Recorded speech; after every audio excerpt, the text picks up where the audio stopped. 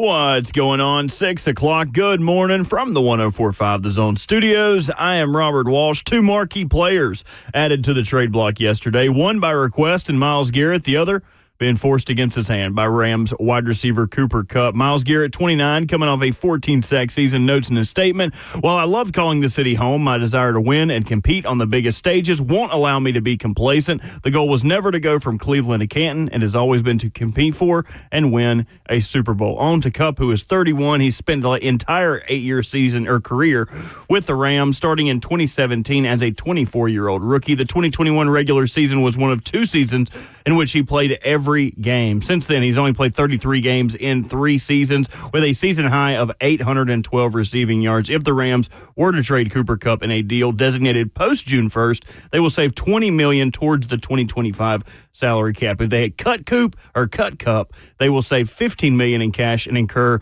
$7 million against the salary cap. And congratulations to our very own Ron Slay for being inducted into the Tennessee Sports Hall of Fame. He's going to join the show at 9:20 to talk about that very induction. So for your all-year foundation repair and your waterproofing needs, you got to go to USSTN.com. Breaking news at once on your home for the Titans and the Vols. This is 104.5 The Zone.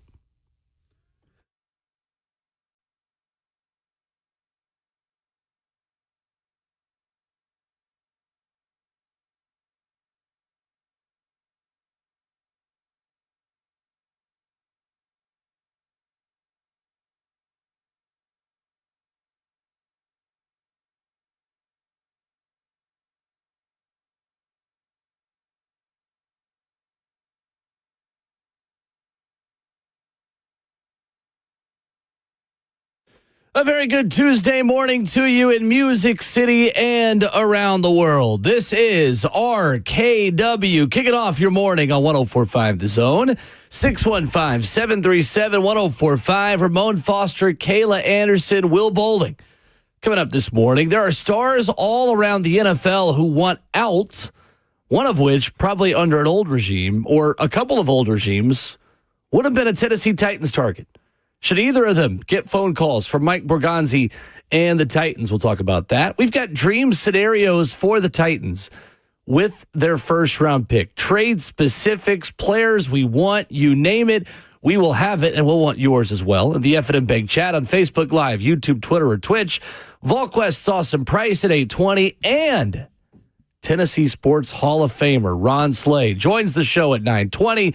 It is Tuesday, February the 4th. Good morning. How are we doing? Good morning, good people. Yeah, good stuff last night with Slay Dog. Didn't know that was happening. Yeah. That was a surprise. He didn't know it was happening, which was even better. Did a real good job of hiding that one from him. It was supposed to happen maybe last week or 2 weeks ago. Oh, really? Yeah, and scheduling. His schedule, of course, is crazy as heck. It's true. Brad Willis, man, our good friend, asked me about 3 weeks ago, could we help facilitate this? He was like, hey, he made it in. And at that point, I got excited. And it was hard to keep in, told the right amount of people, actually tiered it, well, not tiered it, delayed it on who was going to find out because you don't want too many loose lips when it comes to like a reveal like that where you got to bring people in town. I think there was almost a slip up yesterday too. He said somebody texted him, was like, hey, congratulations on making it to the Hall of Fame. And said the guy had to flip it on him and be like, oh, my bad. I was talking about the wrong guy. It was, he didn't know still. Yeah. We were good. They really let it slip. Yeah, we were good up until about maybe 10 minutes before it was supposed to happen. And that's funny. Come to find out also, he was in the studio. He was about to go towards the door or something like he was up and busy is what happened. And then I went to dinner with her last night. He said that he actually had to go to the restroom. But Zeph kept him in the studio at the time, so he didn't get a chance to go out because there were about 20 people in the hallway waiting on him, and he had no idea. Like, nice. Oh, my gosh. Good work on Zeph, too, to get him to try to stay in the studio because I don't feel like that would be possible. Slay's going to do what Slay wants to do. You know, you got to go to the restroom. You got to go. Right. I'm pulling the door open, and we're gone at that point in time. But that's a lot of work there. He received a lot of love yesterday, man, on the phones. I didn't hear everything. I was downstairs doing some stuff, but, man, it was a good day for him yesterday. Real good day. Yeah, awesome to see. I heard Brent also mention that even the window being down, like the shade, Ron kind of like said, "Wait, what's going on? Why is this? Why is the shade down? Because they needed it for cameras for the shades to be down in here." So he was starting to slowly catch on, but I'm glad it was for the most part, a big surprise. Really cool for our teammate Slay Dog there. Slay is like Tom Brady. He could go in the Hall of Fame with 2 different careers. He ought to be going in the Hall of Fame as a basketball player and as a radio host. Yeah, right. He should. Between the two of them together, no brainer. Yeah, he was excited. That's the first time I've seen him that excited and that surprised too, Will. So ceremony, I think July 19th. Nice. Yeah, this summer. But yeah, he got though. I was joking him. Y'all know I like watching like mafia movies. I was like, see, this is how it happens right here. This is how the boss get taken out. Nobody knows but you. So. Brad Willis, the Godfather, walks in the room. Everybody stands up a little bit straighter. Yeah, well, the Godfather that walked in yesterday was Coach Fitzgerald. Okay. Oh wow. Yeah, I finally got an opportunity to meet him yesterday. That's cool. And I had to ask him. I was just like, was he really that nice in football? He said. He ducked his eyes real quick and closed them. I was just like, all right. And then Babs asked him, did he actually lead the state in receiving yards for 3 weeks? He was like, yes. It's actually true. But in that, said that was the last week that he was ever leading anything in football, too, because he was done soon after that. Hey, 2 weeks. Take it. It was a fun day yesterday, man. I was glad to just be a part of it. And I'm glad everybody sent him his flowers, too. It was real cool. Oh, yeah. Super cool. Yeah, super cool. It's always awesome the amount of people who will call in and say that they are Kentucky fans or Alabama fans or fans of every other team, but just love Ron. They love. I said, who's Ron? What am I saying? Who loves Slay? So congrats to Slay, a Nashville staple before he ever even put on a Tennessee uniform, and reputation and has only grown from there, and it's well deserved. Very well deserved. I'm excited we have him on today instead of Friday. And now we've got to get his jersey number retired in Thompson Bowling Arena. It's next. And that's what we're going to focus on next, now that we've got him in the Tennessee Sports Hall of Fame. And he deserves it. Absolutely deserves both. Man, if y'all walk past my truck today, all right, and it's got a real twang to it, stank to it, I had a skunk dead on this morning. Oh, did you? Ooh. Oh, my gosh. On the freeway or just like you the gonna pour side some roads? tomato juice on your car? On the interstate, like under the underpass. Yeah, it was ripe too. R.I.P. So you were going R.I.P. full You put speed on the that R.I.P. skunk. in ripe. Look, as big as that truck is, it could have been going 10. You put the R.I.P. in what? In ripe. In ripe. Yeah, no. Drop the E, okay? Here's what I'm telling you, man. It was a dead-on hit, too, and my truck wheel stinks right now. So, yeah, don't mind my vehicle for a little while. Take a car wash after the show today. Luckily, we're getting some rain, man. Seriously.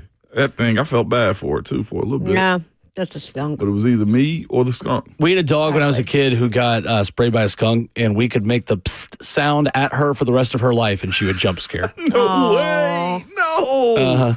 Not the dog, Will. I know. She was never the same after that. Y'all wouldn't get a pet skunk? My parents or my grandparents had one. My dad's family in Clinton, Tennessee, they had a pet skunk with the stinker taken out. Yeah, you can take the stink out. So it'll be just like it was like a dog. A Shih Tzu is what you're telling me. It was like a mix between a dog and a cat. Just like a little, pretty much. Still passing. You can train it. What about the teeth and claws? I mean, the same thing. You see people with raccoons too. You know, Okay. you guys know what we call them here in the South though? We don't call them skunks. What you call them? Polecats. Polecats. Polecats. What, do they dance at the strip club? What's going on? It's got a pole down their back. It's a polecat. You ever hear somebody in an old Southern movie or old cowboy movie? Oh, look out! Get out of here! It's a daggum polecat. They're talking about a skunk. I never heard of that. Never once heard that. That's the first time, Bert. Thank you for introducing us. Hey, you got to learn something every day, Ramon's so man. country, he puts the S on Kroger. So I'm surprised you've not heard that. I know. You put the S on Kroger and Sonic. Especially all the random facts numerous that you things, have. man. Well, Jabbar just hit us with another random fact. Y'all see it in the F&M Bank chat? He said that it's mating season for the skunks. Oh, and if it's in the F&M Bank chat, it is 100% true. So I'm just kidding. No, I believe you. They have. I've smelt them like around the house and stuff, but I hadn't seen them. That's the first time I actually ran into one. Yeah, I kind of like that name, polecat. I ain't never felt bad for a skunk before, but anything that's got a mating season, I can only do this once a year. I got a time frame? What do you mean? This is messed up, y'all. This is messed up. And then on top of that, the one that was trying to cross the street for something, I guess, this morning got. So there's always that, man. I hope she was worth it, buddy. I hope she was worth it. Hope she sees this. She basically told him he was for the streets. He wasn't quick enough. Yeah, what is going to die in the streets? That stinks. At least he was hit by Moan's truck and not some like beater or something. I mean, Yeah, you know at if least Moan's truck hit it, it was a quick and painless. That's what I'm saying. I don't think Get in, get out. Either way, he didn't see it coming this morning. There was never a choice to walk towards the white light. It just engulfed him. Poor guy. And then he heard that turbo. Yeah. Oh no! You wrong. So you sped up. All right, well. Hey, look, it's either that or get whatever's inside his glands on my car. All I know is when we do the Bonnaroo band names real or fake this summer, Polecat is just going to have to be one of them. With special musical guest, Polecat. Please welcome to the Bonnaroo emerging band stage, Polecat. Yeah. You heard him from Georgia to Mississippi. Honestly, that's one of those bands that Buck wants to be such like a cool music person. He wants to be so.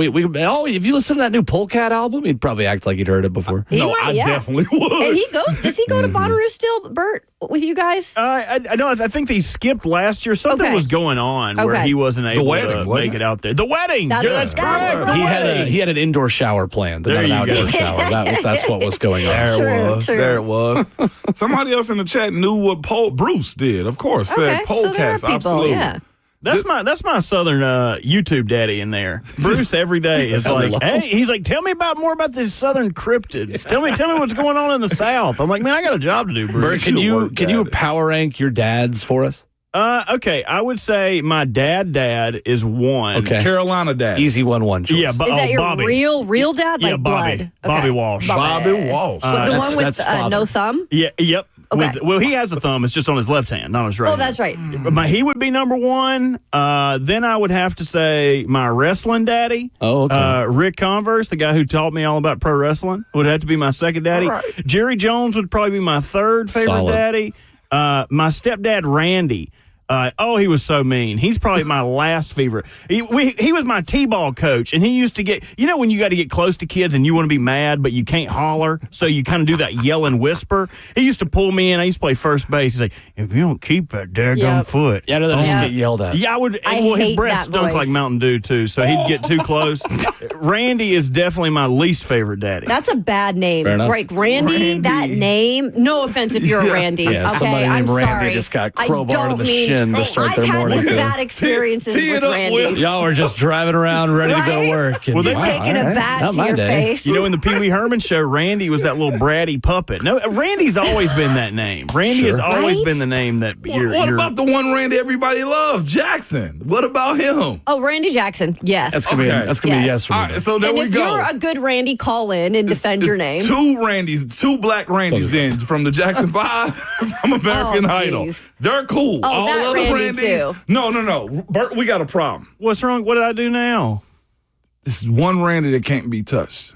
And it's Macho Man Randy Savage. Oh, Man. Savage. Yeah. Yeah, I mean, if you're People don't know his name's Randy. Randy Moss, Randy Moss is cool. Randy Orton? I can do a Randy Orton. Yes. Randy Oh my Travis? God, Randy Travis. Okay, if you're not, those are the Randys. All I feel right. like that's Forever. there's only 4. They ain't no more Randys. About 4 Randys. Macho Man comes first on that list. We can talk about Randy's forever and ever, amen. Amen. About one of you got that joke, and it's the one sitting in there. Then Randy in the chat. 615-737-1045 is our number. Coming up, a bunch of players want trades in the NFL. Should the Titans be interested at all? We'll dive into that coming up next.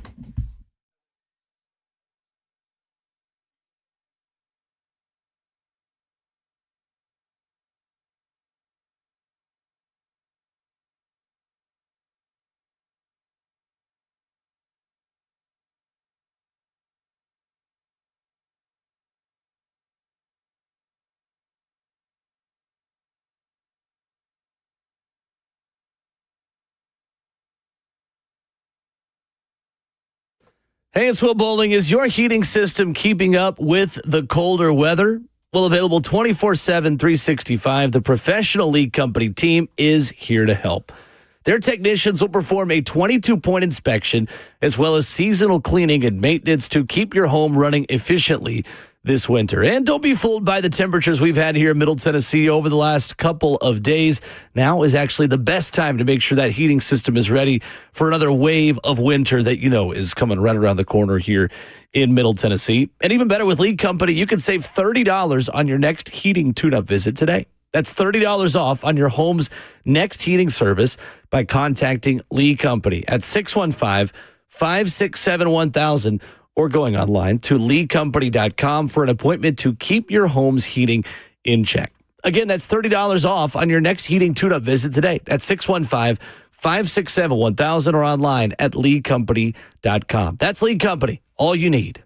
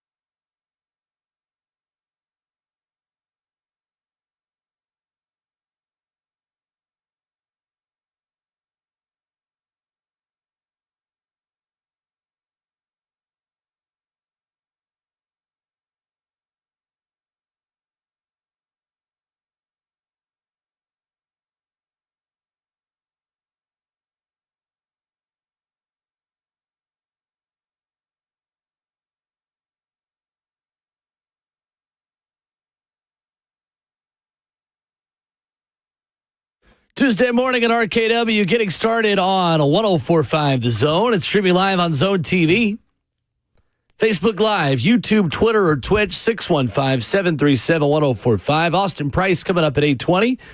And Ron Slay joining the show at 9:20 today as well. NFL headlines from Monday, pretty much as soon as we got off the air.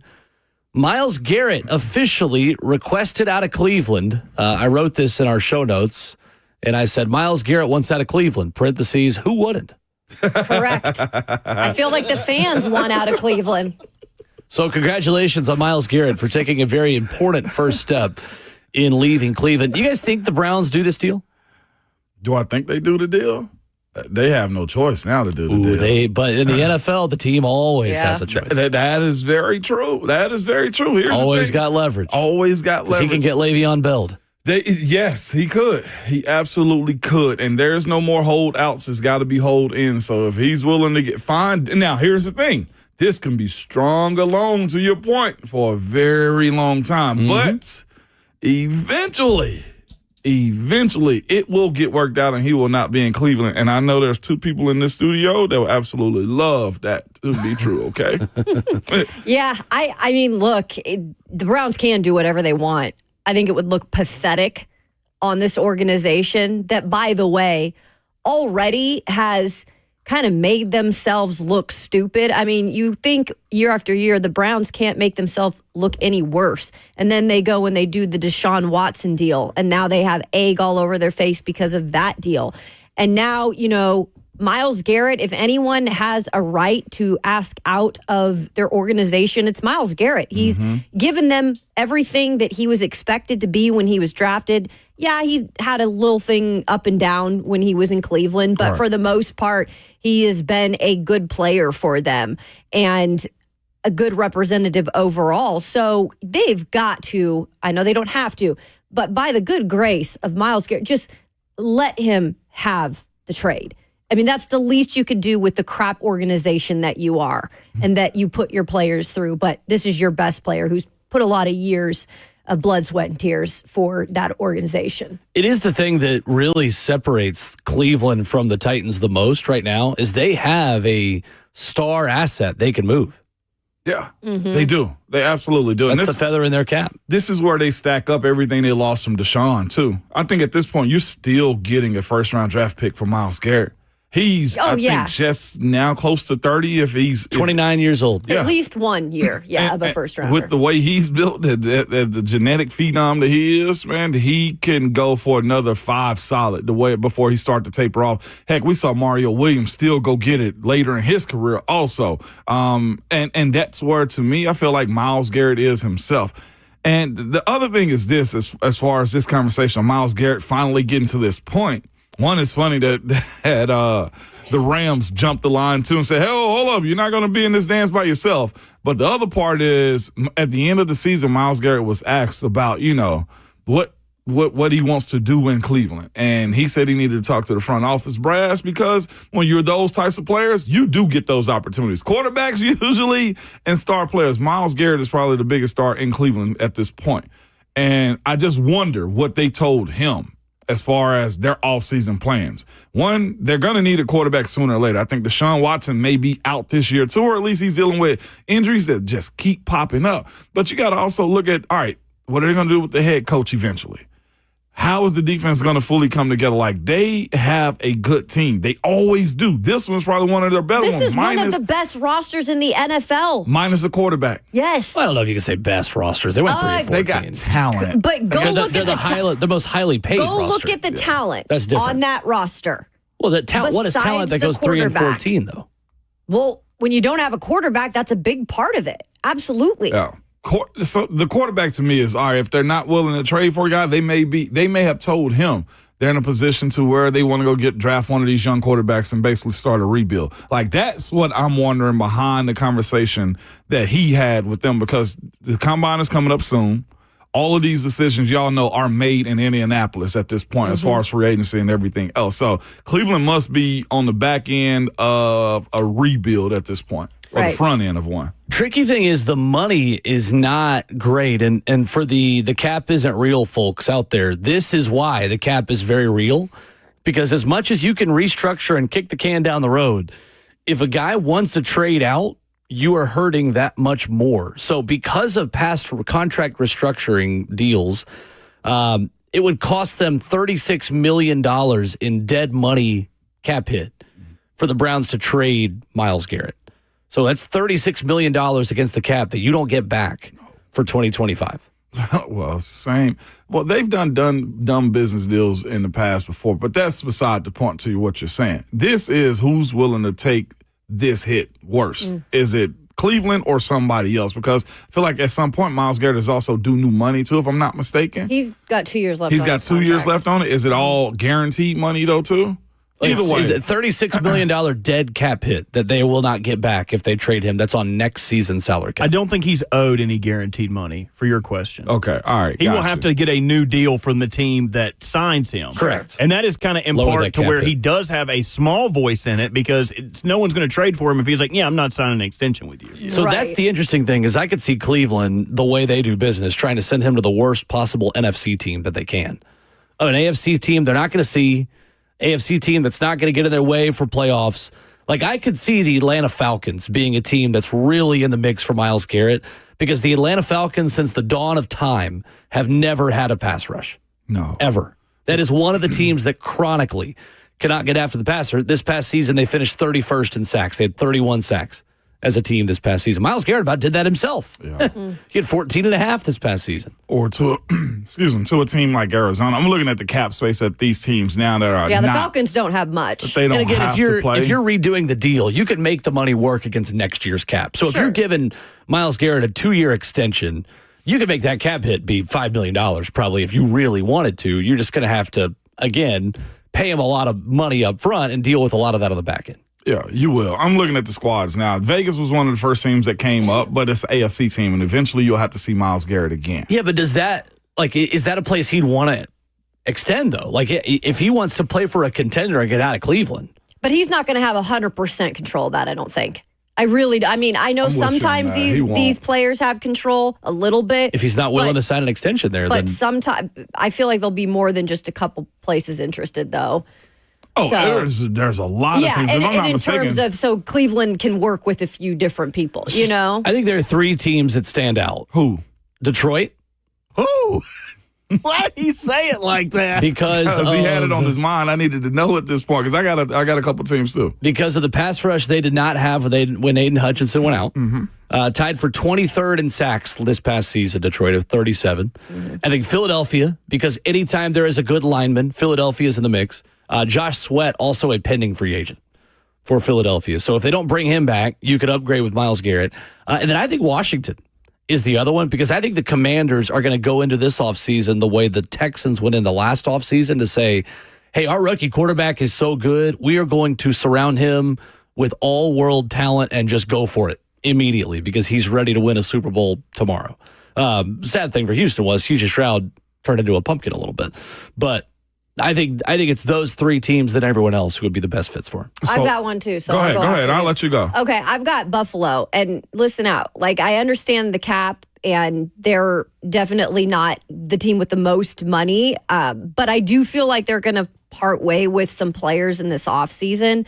And when you look at this team too, you talk about the quarterback, and just in any team, when you've got a good quarterback who carries you a lot, like Josh Allen does, you want to help them out as much as you can. I feel like the fit in Buffalo would be really good too for a guy talent. Like Myles Garrett, right? And it's a competitor. And so those things mixed together, it's an AFC team. So that's kind of the destination spot that maybe fit-wise would be the best. I know they'd have to work with some salary things there, but, any team that really wants a guy like that's going to make it happen.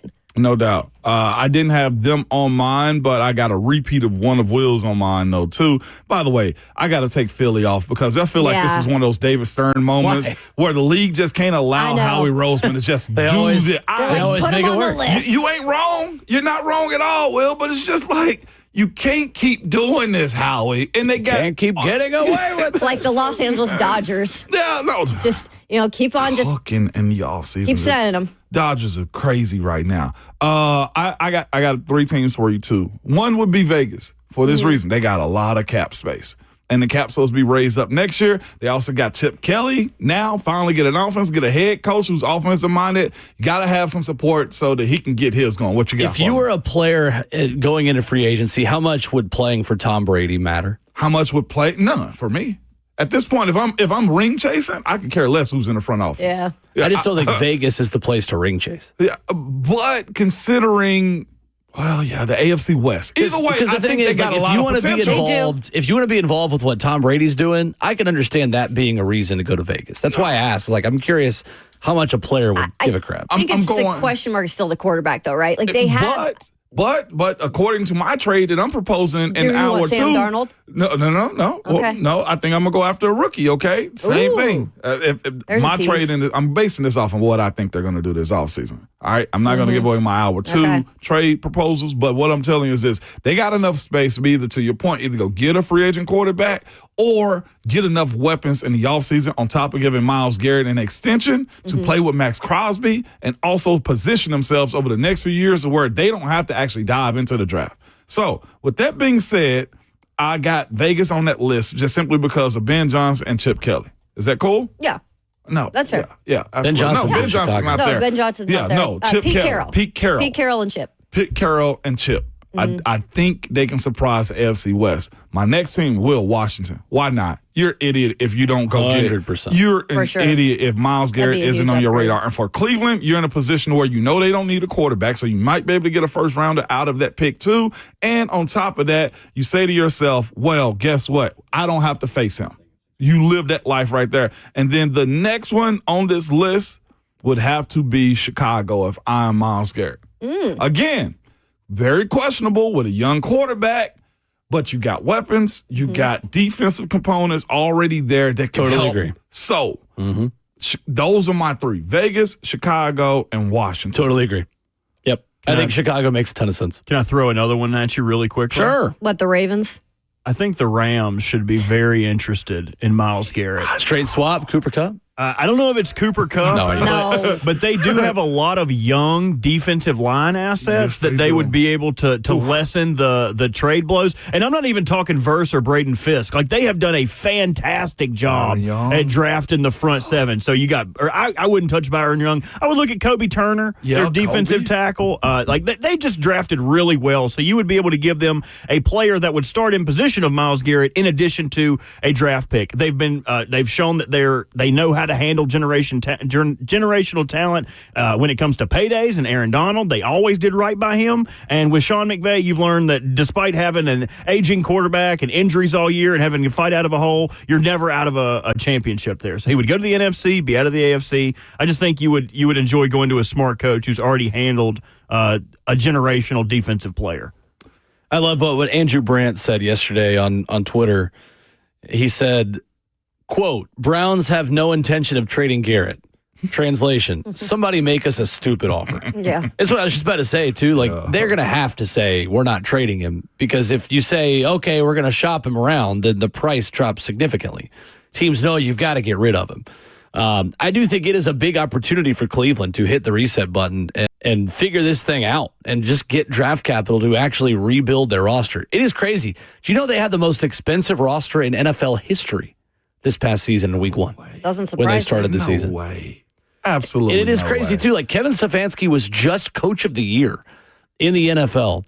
They have 2 winning seasons the last 5 years. This is like the golden era of the Cleveland Browns. Yeah, and then Deshaun Watson. And then, he was a part of it. Like, that's what I mean. Like, they have 2 winning seasons in the last 5 years. But he didn't play a lot of that. That's what I mean. Like, despite the fact that they did that trade, this is still the golden era of the Cleveland Browns. I think I saw the stat yesterday that they had been to the playoffs twice in the last 5 years and also twice in the last 25 years. Correct. Let's go. Correct. Let's go. And I really do like Kevin Stefanski. It does feel like he's going to be, as Michael Scott would say, the scapegoat at the end of this. Like, he's going to be jettisoned, $5 word, from Cleveland, and someone is going to benefit from him becoming available. Mike Jones brings up a valid point. Like, and he said he wants to play for a contender. We're naming some all pretenders. I think we're naming pretenders. If you lean into a few of them, like I think the league tells its own story each and every year. I think Vegas can get it turned around with what Pete Carroll got going on, and Washington I think is a strong contender. I look at Detroit still as a contender. Kayla, who'd you end up picking out? Buffalo. Contenders. Definitely contender. It's a matter of like having him on your team. The one thing I will say, and we're not talking enough about it, the one thing that Kansas City has. I was about to go there. Yeah, go ahead. Mine is the defense. They got a Chris Jones, an active playmaker in the playoffs that they have they have built the defense around. And I think if you are one of those teams like Buffalo, Washington, or just any of these other teams like Buffalo, they don't really have that. Buffalo's got a lot of good talent. Mm-hmm. Washington's got a lot of good talent. Bobby Wagner did a lot for them, and they do got some dogs on that team. But if you throw a Myles Garrett, like ex-player, on either one of those squads, I think you find yourself in position to compete with what Kansas City has, in my opinion. Because that defense is not getting enough credit. This one's interesting. Adam Reagan in the F&M Bake chat said Buck said possibly New England because they've got a lot of money. Now, it's not a contender, right? We know that. Right. However, I will say this. Mike Vrabel does have a big voice when it comes to the NFL, right? And players specifically. He's just spent a year in Cleveland, with Myles Garrett. Don't put them out of the picture completely. I know that, the Super Bowl thing is something that you would talk about would be the number one thing for Myles Garrett. But Mike Vrabel does some crazy things sometimes, so I wouldn't put them out of the picture. So this is where, to your point about like Myles, he's got to have some type of say so. But the team can do whatever the heck they want to. So there was an article speaking about Myles Garrett having his 4th consecutive season, 14 or more sacks. His quote was, "That's a nice accomplishment to have." He said he joined Lawrence Taylor in that aspect of being able to do that. But he said, "But we remember LT because he won 2 Super Bowls and did all of those things." His is a legacy. He knows he's got the gold jacket. Like, at this point, to me, it is the ring chaser. So, for sure. I'm with you on New England. Vrabel could have some influence, but as it pertains to, like, a winner, and they got so much to build upon, too. Like, they got to stock up the same way the Titans do at this point. They got to use that pick on a lineman. Yeah. Yes, they do. They got their quarterback, though. If you're an AFC team, do you even pick up the phone when Kansas City calls? Honestly. Do you? Oh, my God. For players like this, do you even pick up the phone when Kansas City calls? Because, you might get the best possible offer, but you're also making the best team in the league that much better. I say you have to. You have to. It's business. I don't think you do. Business. I don't think in the AFC you do. I mean, I still don't think Buffalo should have traded the pick for them to get Xavier Worthy. I'm with you. Yeah, that was. I mean, the Titans did business with them this past this past season. Did you just hear DeAndre Hopkins at the Super Bowl? Yeah, but the Titans weren't going to compete this year or next year. Yeah, but it's still the Kansas City Chiefs. Nobody, in my eyes, you were kind of posing that question as like nobody wants to do business with the Kansas City Chiefs because they win. That's all they do. No one wants to see them continue to win Super Bowls if you're a team. AFC teams specifically. Yeah, they're an AFC team. Right, that's what I mean. Not no one. Like, I could see NFC teams wanting to do deals with Kansas City more so than an AFC team that is getting that much further away from a Super Bowl. It's business. I think you have to, just because at some point, all the pieces that they're picking up will be also draft picks that they will not get back later. It's the only thing. I'm not picking up the phone. I mean, if it's the right deal. For you, the price is even higher. Well, maybe they give you it. I'm with you. Like, I'm not. Honestly, I'm not into feeding Satan either. That's not how it works, guys. Like, you guys know that. I think it is. The NFL is a big money business. Mm-hmm. Just because you're the Kansas City Chiefs and you win a lot, you can't be petty as an organization and just not pick up the phone. I do think there's a tax that will be added, though, if it is. Sure. It's the same thing around the league, Howie Roseman gets a little bit of an extra tax because he screws over people. Because he wants to be known as the guy that gets the best trades. Yeah. I think sometimes he loves the camera. Like, these people are pettier than I think we often think they are. Right, so that's why they'd answer the phone. playoffs. I think it's the opposite. To be like, hey, yeah, okay, we'll Speaking hear you out. of, coming up next, DeAndre Hopkins at the Super Bowl yesterday. Some very interesting comments about the trade from the Titans to the Chiefs and taking himself out of the Bills game. Got that for you next.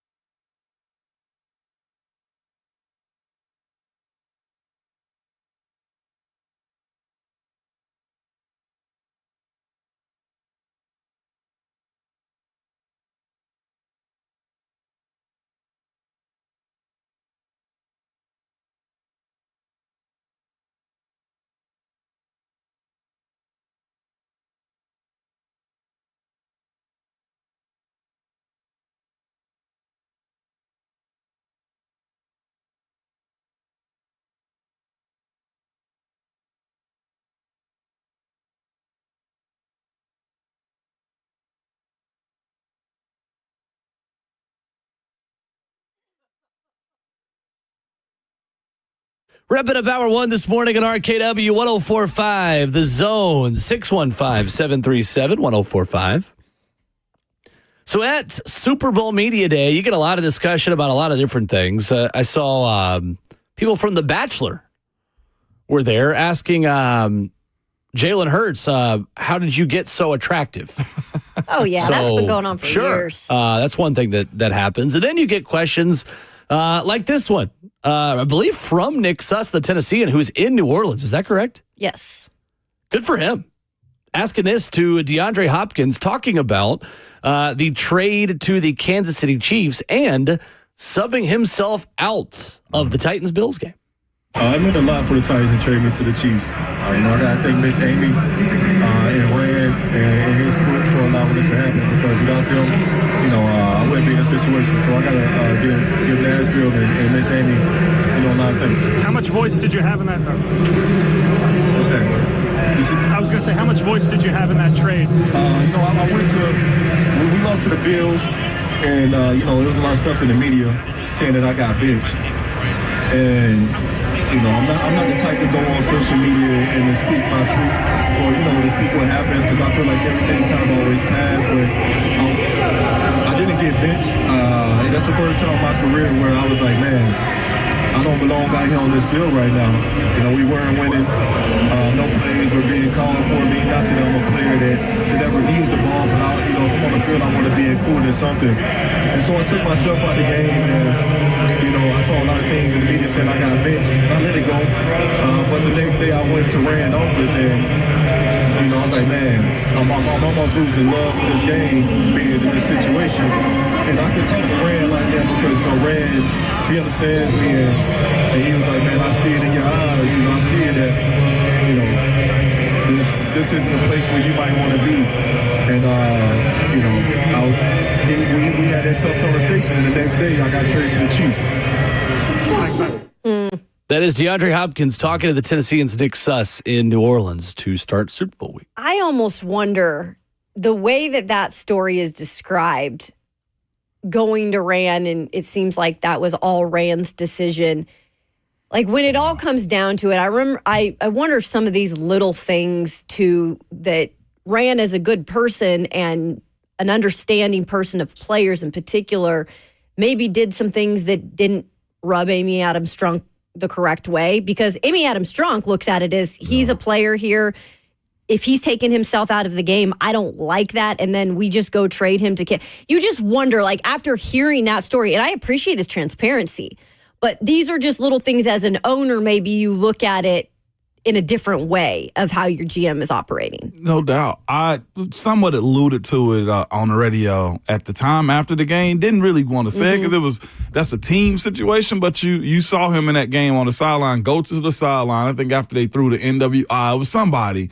He goes over, puts his helmet down, and just drops, and he's just looking back at Coach Callahan. One of those type of scenarios, like, you really have nothing for me. And he did not go back into the game. And he's right. He did it himself. And to your point, though, about like Wren facilitating the entire thing, there's also one of them situations as a play caller with Coach Brian Callahan. If you got a player that doesn't want to go back into the game also, then he knew that. And you also, at the part of your job is to appease to the head coach or the playmaker, right? Remember or that conversation that whole time, Moan, about, hey, we need to get DeAndre the ball more. Yeah. Like, that was clearly a thing. Yeah, it was. And it didn't happen. And a guy like him, with how they got beat at the time, just he wasn't feeling it. So it sucks that it had to come down to that, but you can't have this grown-up guys inside of the building like that. And you can try to force him, but it was either that or he's probably going to retire and you probably weren't going to get anything else from him. I don't know if this was a great thing or not, but I do know this. DeAndre Hopkins is very appreciative of where they sent him. And it seems like since he mentioned Miss Amy too, she had some understanding of what was going on also. It's interesting. Honestly, that's the best move Rand Carthon made last season, was trading DeAndre Hopkins. Getting something for a receiver that doesn't even have 500 yards this year in Kansas City. Yeah. Oh. I feel like it's one of the better things he's done. Right. Like he's got 41 catches for 437 in 10 games and 5 starts for the Chiefs. It's not a whole lot. He's a name. He's a guy that you can go to if you need to, but they're not even utilizing him like that. It is like you got something back. You did. He got more Yeah. than you probably should have. More than you probably should. Honestly. Yeah, no doubt. Yeah, and I wasn't saying that was like on Rand's bad to trade no. him. I just think sometimes because we still don't know what really happened, we just know that he took the fall for everything. I think So- you could make the argument Rand was too much of a player's GM. Right. You could say. It's a good thing to do right by players. I think you can also get taken advantage of when you consistently do right by the player. Just my opinion. Yeah, and in that particular situation, though, I think that was It worked out. It worked out for both. Your parties interests involved. aligned. Yeah, 100%. Yes.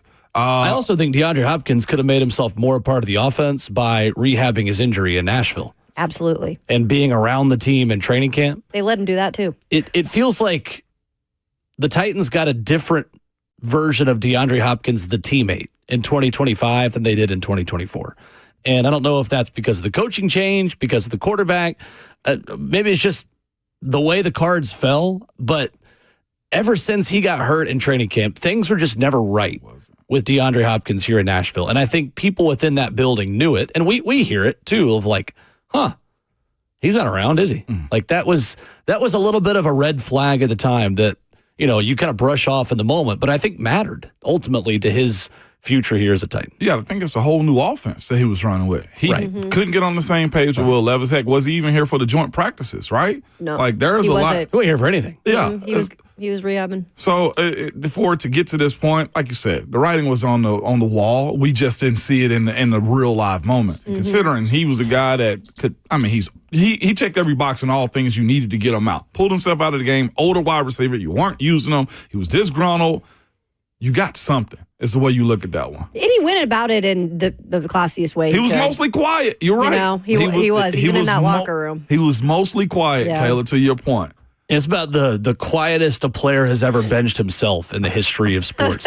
Yeah. Like he didn't throw a major tantrum. It sounded like that's just quietly, Coach, I'm out. I vividly, like he had an upset look on his face. He was just looking off at the sky. He cut his eyes down at Callahan. Yeah. Wow. And it was one of them situations like, you're not going to use me. And next week he was gone. 615-737-1045 is our number. From one wide receiver who got out to another, there's a player in the NFL who doesn't want to be traded but says he's probably going to. We'll dive into that next.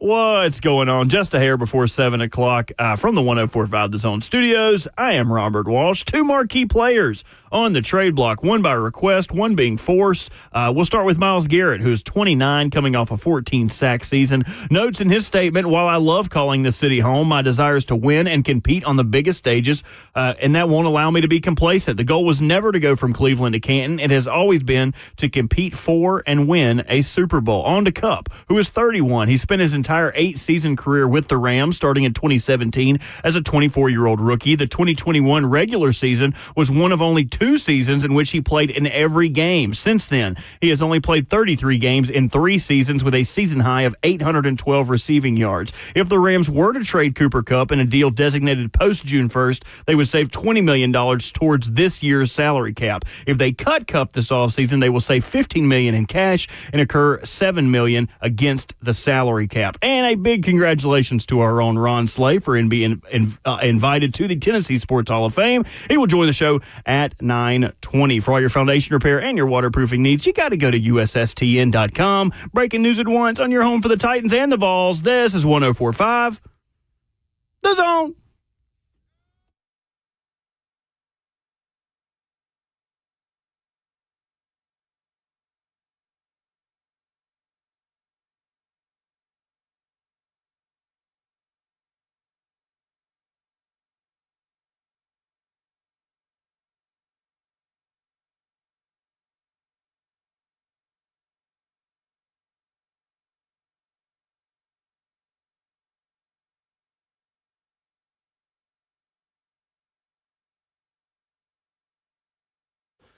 RKW 104.5 The Zone rolls into hour 2 on this Tuesday morning.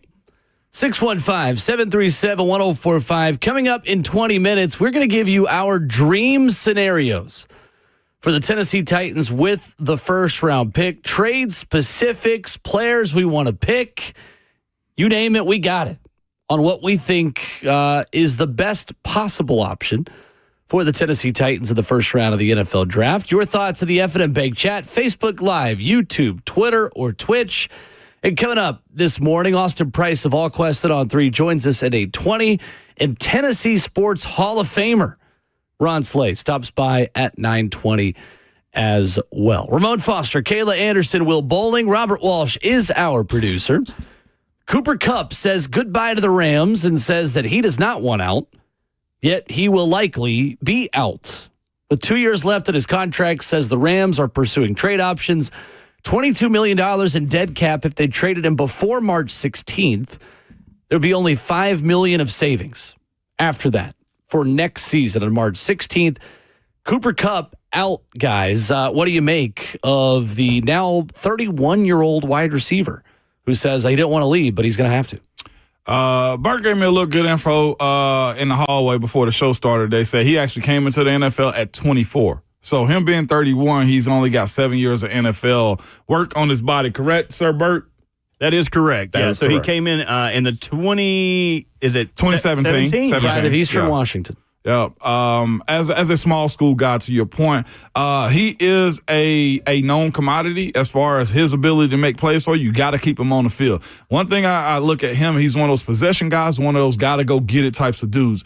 Bert and I was speaking about it again. Like I said, he mentioned, why wouldn't Pittsburgh go get him? To me, that settles a lot as far as the maturity of that wide receiver room is necessary for a guy like him. But it's a matter, does he want to go from L.A. to a cold city? But again, he's an Eastern Michigan dude, or Eastern Washington guy. I'm sure, Kayla, it gets cold up there, so it doesn't matter. It's just that those born West Coast guys like to stay on the West Coast too. So that's the only issue that I have with him going. But guess what? Where the job tells you to go, you go.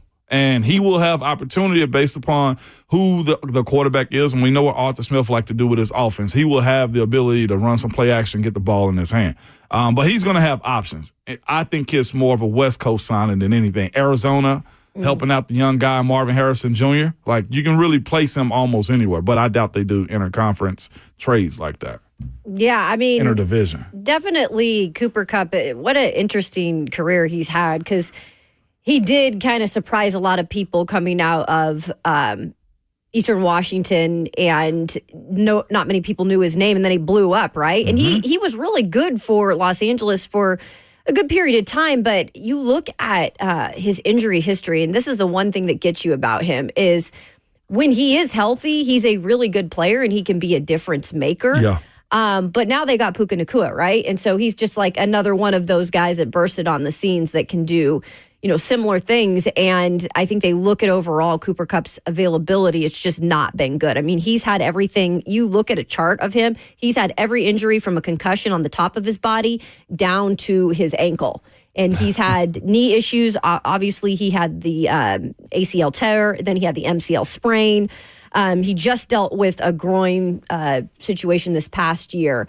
So he is a little bit of damaged goods, guys. I could see him going to a place on the West Coast, too. I mean, I could even see him maybe in Denver. I don't think he is definitely wanting at this point in his career to go across the country. You're right about that, especially being a guy who's from that neck of the woods and played at Eastern Washington. So I could see in Denver. I could definitely see in Arizona in that situation. But at this point, I don't think you're getting the Cooper Kupp of the old. I think you're definitely getting more damage. He's going to have a specific role, to your point. Yeah, he will. Well, it's the same thing with Myles Garrett, though. It's not up to him on where he goes. He's getting traded. Right. I'm just putting names out there in terms of places where I could see him going. Cooper, to doesn't me, have to be his choice all the way. Yeah, I don't think it will, but the fact that they said they're going to trade him, I think he has some say-so in it. Like, they're presenting this, meaning, hey, we're going. I think where all would players you like have to a go? little say, but not the whole say. Not a lot. So Vegas hits to me. Again, I don't think he's going to go interdivision. Like, I think Arizona, but again, I still think he's got 2, maybe 3 good years out of him if he stays healthy. Yeah, I don't think he'll ever play a full season, if you want my honest opinion. Yeah, and that's probably more true than anything, for sure. On that he front. played 12 games this past season and the season prior,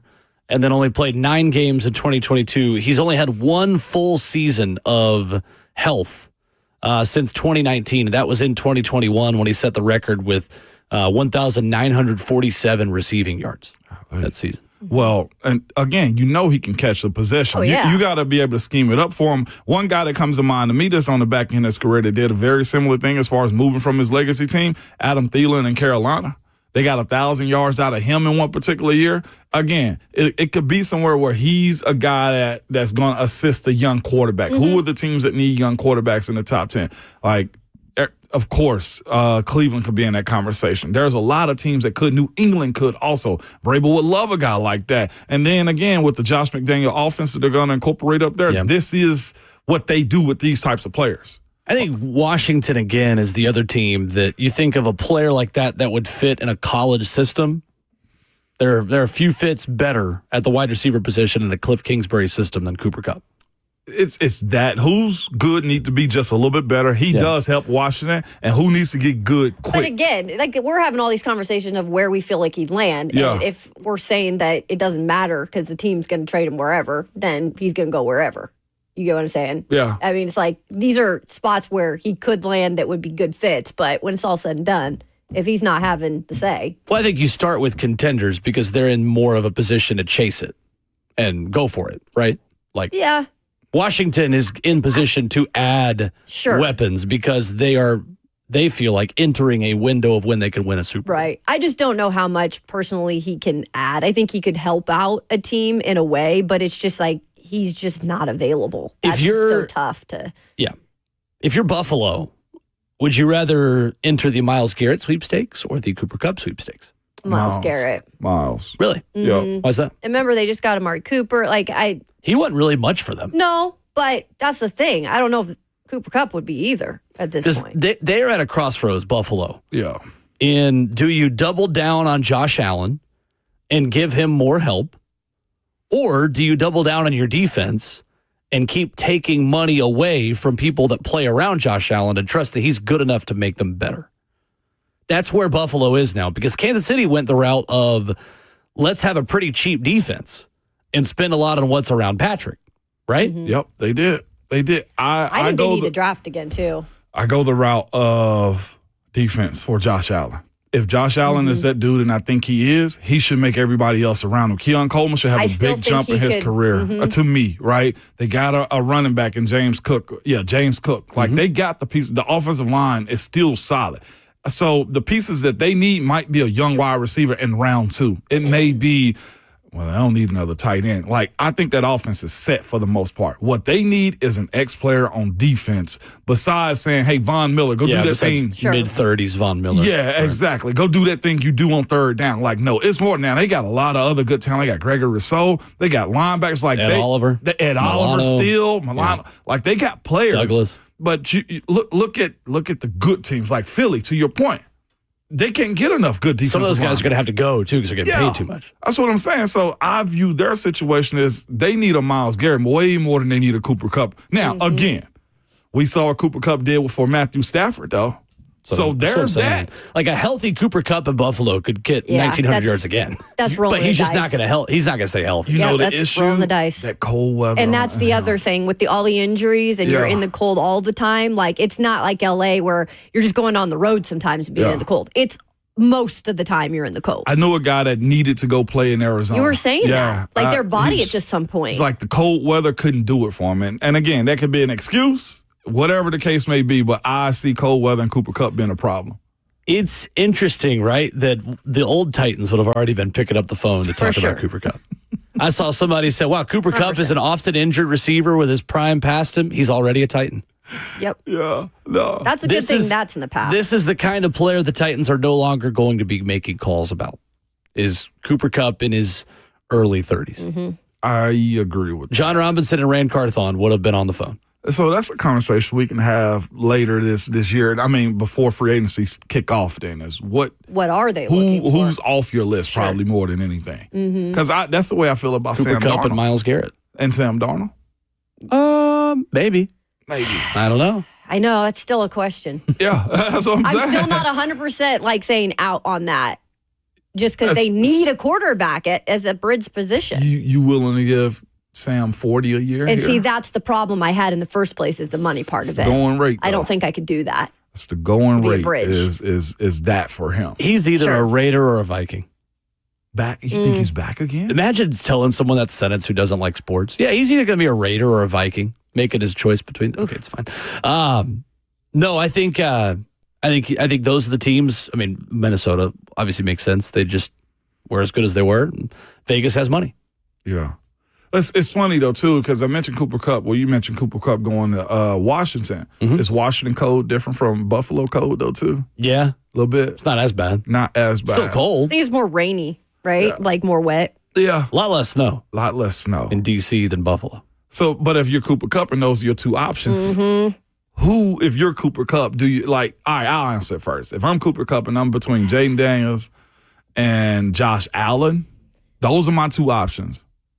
It's not up to him. I know it's not, but like, But you're just saying if it was. It Okay. is. If it is, all right. If they say, hey, look, these are who we have. Right. The deals are similar. Probably taking Josh though. Yeah. Josh Allen in Buffalo. And the experience with that, because you could have a down year in Washington with Jaden, right? The influence I mean, on we've that seen would be Bobby Wagner. It worked Sure. out for him. Well, he's still got to be there, too, though. Was that point? He's a free He's old. agent. And he's old, yeah. Bobby Wagner's about ready to take it to the house. I'm choosing Buffalo, but I'm probably gonna miss 5 games. Planned 5. He's missing games. 5 games when he's playing at SoFi. I know. He's in LA. So Making 7 games. God, 7. But when do you need them in the playoffs? Exactly. You need them in the playoffs. It's that part of it. Because For sure. I think Josh ran into that when he had to run for the 4th down that he got, in my opinion. Like, he needed a weapon. Sure. He needed a weapon that wasn't James Cook. 615-737-1045 is our number. Coming up next, what is our dream scenario? Plan A for the Tennessee Titans with their first-round pick. That's next.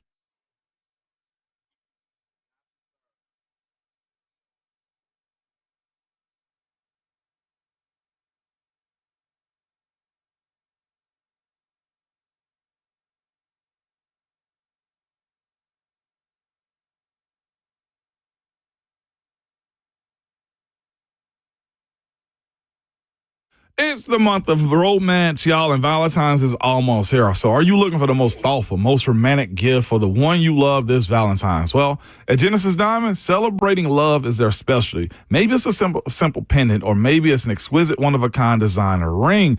Genesis can help you pick out the most memorable and special piece of jewelry for the occasion. And to make it even sweeter, now to Valentine's, whether you spend $399 or $399,000, Genesis will give you some chocolate, some fresh flowers, and dinner out at no extra charge. It's a one-stop shop for the ultimate Valentine's experience. So when you buy any piece of beautiful jewelry, $399 and up, Genesis will give you a bouquet of flowers from Jenny's Florist and a gift card for dinner at a fancy pants restaurant. So don't mess around. Get to Genesis Diamond, see their spectacular collection of rings, earrings, pendants, bands, bracelets, and more. And with their non-commissioned experts, they will help you find just the perfect thing to celebrate your love. And Genesis will even throw in the chocolates, flowers, and dinner at no charge. So happy Valentine's Day from Genesis Diamonds, located in Green Hills and Cool Springs. And of course, it's limited quantity, so see store for details.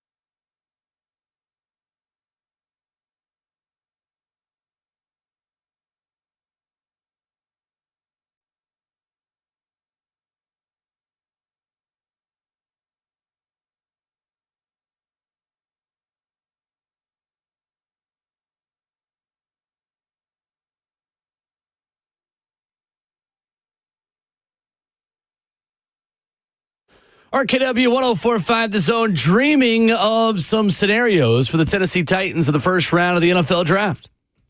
615-737-1045. What is your plan A? If you're dreaming up the perfect thing for the Titans in the first round of the draft this season, what does it look like? We'll start with Roy in Brentwood, who's calling in talking about the number 1 overall pick. Good morning, Roy. Hey, what's up, guys?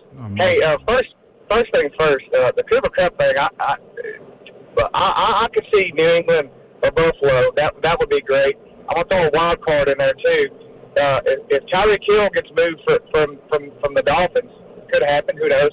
Mm-hmm. The Dolphins could be a team to go after him. I don't know. For sure. But, it makes a lot of sense. I don't know. But anyway, I would love to see the Titans trade that pick. There's some teams that really need a quarterback. You can compare Will Levis to the quarterbacks of the New York Giants. It would be fair to say he might be better than anybody they have. I don't know. The Jets need somebody. The Browns, they're sitting in a good spot at 2. They're going to get somebody. But I would love to see them trade those picks, maybe get the edge rusher from Penn State. But what I really want, and everybody else needs to be screaming, it ain't pretty, but it's beautiful. They need some big nasties on that O-line. So, keep that running game going, keep it strong. Running game help open a passing game. I'll hang up and listen. Thanks a lot, guys. Thank you, Roy. Thanks, man. Appreciate it, Roy. I think Roy no ball, by the way. A couple of us, or maybe all of us, will be dreaming of a trade back for the Titans in the first round. Well, that's what this is, isn't it? It's not about staying at number 1. Oh, it could be if that's what your well, if you're plan guessing A I was is. in that category, I'm not. So No, I never said you were. I know. I'm just saying saying. that we maybe all would be trading. I know back. a lot of you are just thinking I'm stuck on Cam Ward. I'm just thinking whoever takes him is going to be a winner, but not sure that will be the Titans.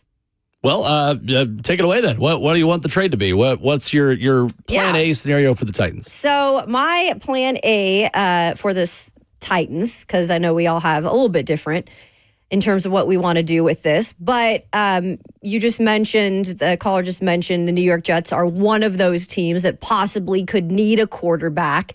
They are revamping there in New York. So this is what I'm thinking, guys. The Titans are going to go ahead and trade the overall number 1 pick this year to the New York Jets in place of their number 7 pick. And I know I wasn't super high on trading out of the top 5, but in this case, in return, they would get their number 3 overall pick this year, which the Titans do not, round 3 pick. The Titans do not have a round 3 pick this year. We all know how big that can be. Now, I understand it's 95th overall, but it is still a round 3 pick. They would also get their 158th overall round 5 pick. They've got 2 of those this year.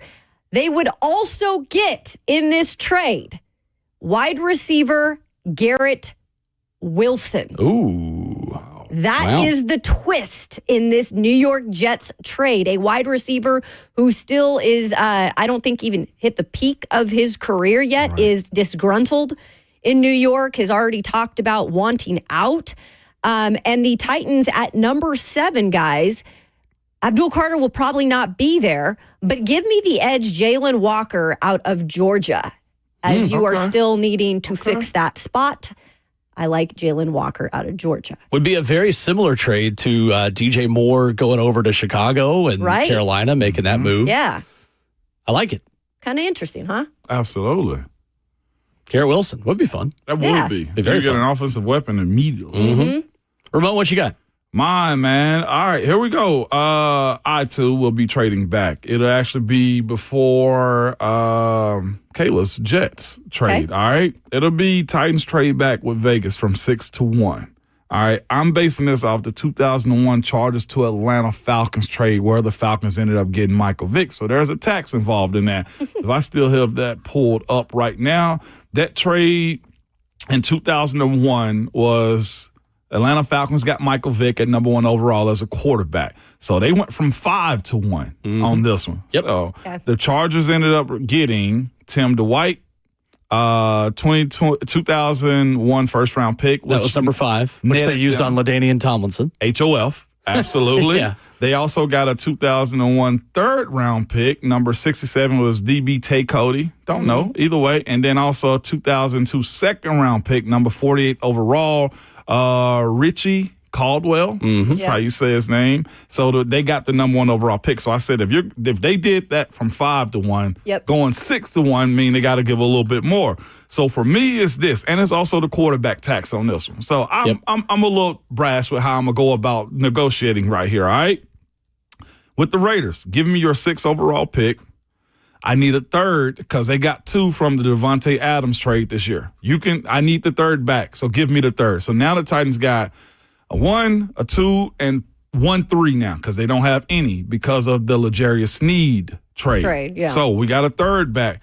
Give me a 5th also because there's quality still in the 5th round of this draft. And next year, you need a 2026 second-round pick also. That, to me, is what sets you up moving forward with those trades. Okay, so one more time, the picks that you get. The 6th, the trade of the 6th from 1 to 6. You get a 3rd-round pick also, which is from the Devontae Adams trade. Yep. And you get a 5th this year also. Okay. And you also get a 2026 second. Okay. I feel like you could get more draft capital out of them. You can get more draft capital. Okay. I think you could get another 1st. We can get another 1st. Or throw in another 3. I think you get another 1st. You get another 1st. That, to me, is going to be my going price. Okay. If you're trading with me for a quarterback at number 1 overall, I'm going to need 2 1s. 2 1s. Okay. Otherwise, we're not even talking. Unless you obviously throw in a player. Like if you give a Garrett Wilson type player, I don't need that second one. But I'm basing it off off that's a first-round talent kind of guy. And it may be dated, and the trades have changed more these days, but I'm basing it off the 0-1 Chargers and Falcons trade, which that's what they got was just one more, and then the Falcons went up and got a quarterback too. It's like load up on. But they also got a wide receiver. Yeah, they did. Tim Dwight, they did get him too. So there's a player somewhere in the mix. I'm not familiar with Tim Dwight's game. Me either. me either, Will. So I'm missing 1 or 2 more things. So give me another one then, if that's the case. And because here's the other thing too, I thought about why the Raiders. We spoke about it earlier too, as it pertains to them and the money that they can spend. I think right now Pete Carroll is the resetter. He can also go in winning a whole lot. So Pete can go get his free agent. Well, he can go get his quarterback, and they can also go spend buku of money in free agency. That's where, to me, if they are in the sweepstakes for Myles Garrett, that's where it becomes complicated as far as making this trade for him. But the reason I'm basing it off the Vegas Raiders is this. They're in a position right now to where they can go get their quarterback for the future, let Pete Carroll reset them, also have Chip Kelly work with a young quarterback, and they are more sustainable within his 3-year contract as far as Pete Carroll. So that's why, to me, that trade makes a whole lot of sense. Okay. Fair enough. So I'm probably missing a player or another draft pick, to your point, though, out of this one. Sure. Yeah, but it's flexible. So I think you guys are both moving back too far. But, however, I like getting Garrett Wilson because the reason I don't want to move back that far is because I still want an elite talent. Right. Garrett Wilson is still an elite talent. So that's my issue with going all the way back to 6 or 7. I say all the way back. It's still not far. Right. You can still get an A grade or whatever the numbers are that they have for really good players. But I want to move back to 3. I want to trade with the New York Giants because I want Abdul Carter or Travis Hunter to be a Tennessee Titan.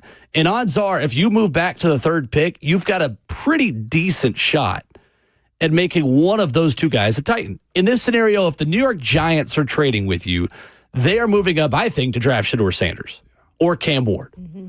So if then at number 2 with Cleveland, you will get the pick of either Travis Hunter, Abdul Carter, or the quarterback that they don't want.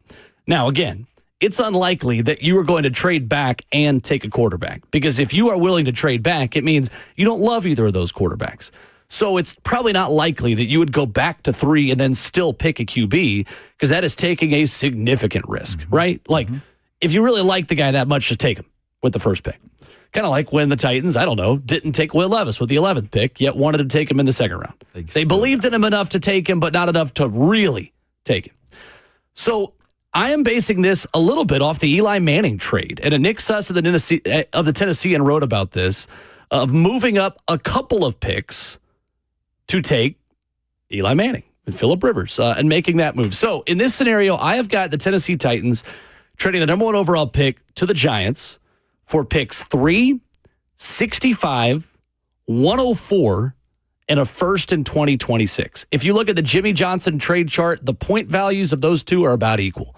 The number 1 overall pick is worth 3,000 points in the Jimmy Johnson trade chart. The number 3 overall pick is worth 2,200 points. You got to make up 800 points of draft capital And a first-round pick in the future, Bert, correct me if I'm wrong, essentially translates as an early second-round pick now. If you kick the can down the road, it essentially just becomes one round worse than what you have now. So the point values are pretty much equal. Then I have the Titans with the third pick taking Abdul Carter. That is my dream scenario. So in 2004, the Giants swapped Phillip Rivers, who they drafted 4th, and a third-round pick and future 1st and 5ths for Eli Manning, who'd been picked number 1. So while that trade was not made before the draft happened, it still was a number 1 overall pick traded for number 4, a 3rd, a 1st, and a 5th. Yeah, and you're definitely getting a lot back in that trade. And I think the biggest thing with any of these, situations is how interested, just like we're asking about the Titans, how truly interested are the New York Giants in this situation that they really feel like we've got to get up to number 1 to get Shedeur or Cam? Do they have that much interest in those quarterbacks just like the Titans? Because both are in the same boat, guys. They both need a quarterback. Oh. There is no doubt about that. The biggest question out of all of this, are either of those quarterbacks believable to be the next franchise guys? Because all of these places need him to be. It's just a fact of, do we believe these franchises think they are? And that's what's so wild about the trading back thing, Will. You're right. We don't know yet. Like, if this is something either, the Las Vegas Raiders, the New York Jets, we're all assuming that they want to trade up because they probably want to take a quarterback. And we just don't know how believable these two quarterbacks are to be the real deal. If I don't get 2 firsts, I need 2 twos. Mm-hmm. So if the New York Giants in this scenario are not willing to give me a first-round pick in 2026, then your 65 becomes 34. You're giving me a second this year, and you're giving me your second next year in that scenario. Because a second next year would essentially equate point value-wise to a third-round pick this season. Would you give up your second next year to get their first next year? Ooh. Probably. Yeah. Yeah. I feel like that's how you would have to give something back to get the richer pick. But I like all those scenarios. Or a 4 next year. Like, you can look, because when the Titans originally traded with the Rams for the number 1 overall pick, and again, that was going back to 15. The Titans had to also give up, I believe, a 4th round pick in that scenario. Yeah, 2016 4 and a 6. Yeah, they did. But they got 2 firsts, 2 twos, and 2 thirds to move to 15. I don't think the Titans can afford to move that far back in that range. Like the Dallas thing, right? Yeah. Like the Cowboys hiring Deion Sanders and giving you everything for Shedeur would have been great. But, like, moving back to 12 is not ideal. No. Where the Dallas Cowboys are. Not this year. And they didn't hire Deion, so it doesn't matter. And I think the people, to Kayla's point, that need quarterbacks are going to be aggressive at some point to get one of these two. Sure. I'm not sure how they're going to feel about Jackson Dart. If Jackson Dart might be the better of the 3 at the end of the story, okay? But right now, what the boards are telling us is 1 and 2, depending on how you look at them, are Cam Ward and Shador Sanders. Right. So because of that, you got to go with what the board is speaking to you, because what you don't want to do is reach, and then you get fired behind those types of bad reaches. Right. But definitely not out of the top 10 when it comes to these trades. I like everybody so far, to be honest with you. Yeah, they're all different. I need one more player probably in mind. But who are you asking for in those situations right there from the Raiders? Max Crosby. Next question. You really? Oh, yeah. I mean, that's the first guy you think of, right? I mean, absolutely. Yeah, Max Crosby. Max Crosby. The Raiders wanted to give you Max Crosby, move up. Yeah. You could change one of those picks into a round later or 2 rounds later. Would you do that for Brock Bowers?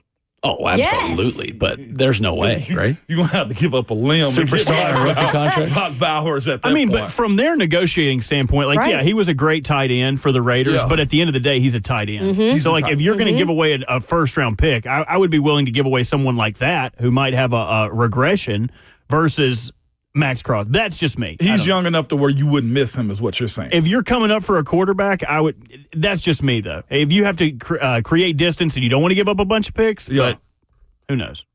By the way, in that 01 draft, Dwight played 10 years, though, too. So he was solid. He was a return guy, and the year before he got traded had 400 receiving yards. Yeah, so a role player, about 3. Which the exchange rate on being a 400-yard receiver in 2000 is like being a 700-yard receiver in 2024, honestly, Right. with how much they were throwing the football then. Both teams won that. I know Vicks was cut short in Atlanta, but, I mean, San Diego got a Hall of Famer out of that. So, again, what's the science behind it all when you look at it? They got a Hall of Famer, and Atlanta got revamped as far as being a good football team. Just talking about my trade scenario real quick, where I based it off of the Chargers and the Falcons. So they ended up picking 5 and ended up eventually getting the better scenario. So and someone's always going to get a little better of the deal, right? I know, or a lot. Mine is just know. like the player. Like LT ended up being a dog for San Diego and turned himself into a Hall of Famer. And when the Titans traded the number 1 overall pick, they also got a Hall of Famer in Derrick Henry. Yep. They did. And Corey Davis also. Yeah. And Jonnu Hall of Smith. Famer. And Jonnu Smith. Jonnu Smith. And Jack Conklin. Bring back Jonnu. Just real quick, I wonder if they could go back at that number 5 pick. And I'm gonna go look at that draft in 2017 and see who was picked behind Corey. I don't know. It was a necessity to pick Corey, from my understanding, Corey Davis. But looking back at that scenario, Remember the other 2 receivers that were at the top of that draft? Don't say Who? It was not a good year to need a receiver. It was Corey Davis. Yep. It was Mike Williams at Clemson. Okay. And it was John Ross after he ran the NFL Combine record. Everyone here, it was between, like, that was the big debate. Like, do we want John Ross, Mike Williams, or Corey Davis? And Corey Davis was the guy that ended up being the dude. I mean, out of those 3, that doesn't look as bad, but In pre-draft? A couple yards away from a 1,000-yard receiver here when the Titans had a good passing he offense. just got injured a In lot. pre-draft, that's killing it, though. I'm sure that group we were looking at then, in pre-draft, we go back to 17, that was we one of these are bound to hit, and neither did. Yeah, so the picks right around the Titans, so that was an interesting draft because Myles Garrett went 1. Yep. Mitch Trubisky was 2. Ugh. Then Solomon Thomas to San Fran, who never lived up to number 3 overall pick. No. Leonard Fournette was 4. Okay. Corey Davis, Jamal Adams, Mike Williams goes to the Chargers, McCaffrey goes to the Panthers, John Ross to Cincinnati, and then Patrick Mahomes. You're looking at McCaffrey like, ooh. Man. But the other wide receivers that were in that draft, Zay Jones to Buffalo, Curtis Samuel to Carolina, it's been fine. Yeah, Juju Smith-Schuster, your teammate, okay. and Cooper Kupp was the next receiver. See, that's the thing. You look at it now, you would have never thought Cooper Kupp, right? The Titans doubled up at wide receiver in that draft. Do you remember who their 3rd-round pick was out of Western Kentucky? Oh. Out of Western Kentucky. Shoot. Oh, come on. Taylor. Taylor, yeah, what's it? Taylor Decker? Come on. No. Come on. Taylor. Taylor. Taylor. There it is. The pride of Western Kentucky was pick number 72. Titans he was doubled back up here this at practice season. wide receiver. That draft class had had a few hits, but a lot of misses. That was what you set yourself up to do, and then you got a Dory Jackson with your other 1st-round pick that time around as well. Yeah. 615-737-1045. What is your dream scenario for the Titans? We'll get to DC on the phones first. Give us your thoughts with open phone lines. What do you want the Titans to do with the first pick? 615-737-1045. More on that next.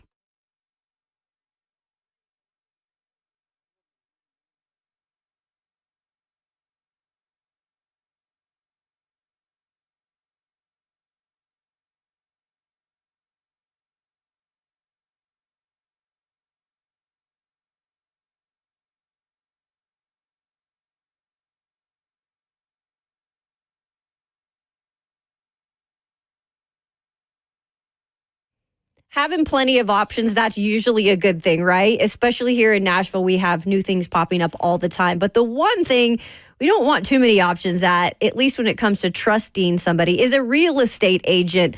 And I have one for you that you can trust. That is my friend Bernie Gallerani. Look, Bernie Gallerani has years of experience right here in Middle Tennessee, a proven track record to go along with it, and he's not going to let you down. In fact, Bernie guarantees to sell your home in 30 days or less, or he is just going to buy it from you. Buying your first home can be overwhelming for anybody who is going through that process or thinking about it. Bernie Gallerani Real Estate says it doesn't have to be. Thomas recently shared his excitement. He was watching his son purchase his first home with the help of this outstanding team. And really from the first contact, the team impressed him with their knowledge, professionalism, and dedication to making the process smooth and stress-free. Bernie is the only real estate agent here in Nashville recommended by Barbara Corcoran of Shark Tank, and the only agent I would trust to sell my home. So all you got to do is give him a call. He's always available. In fact, he's given out his cell phone. It's 615-428-2644. That's 615-428-2644. Or you can go to BernieGallerani.com.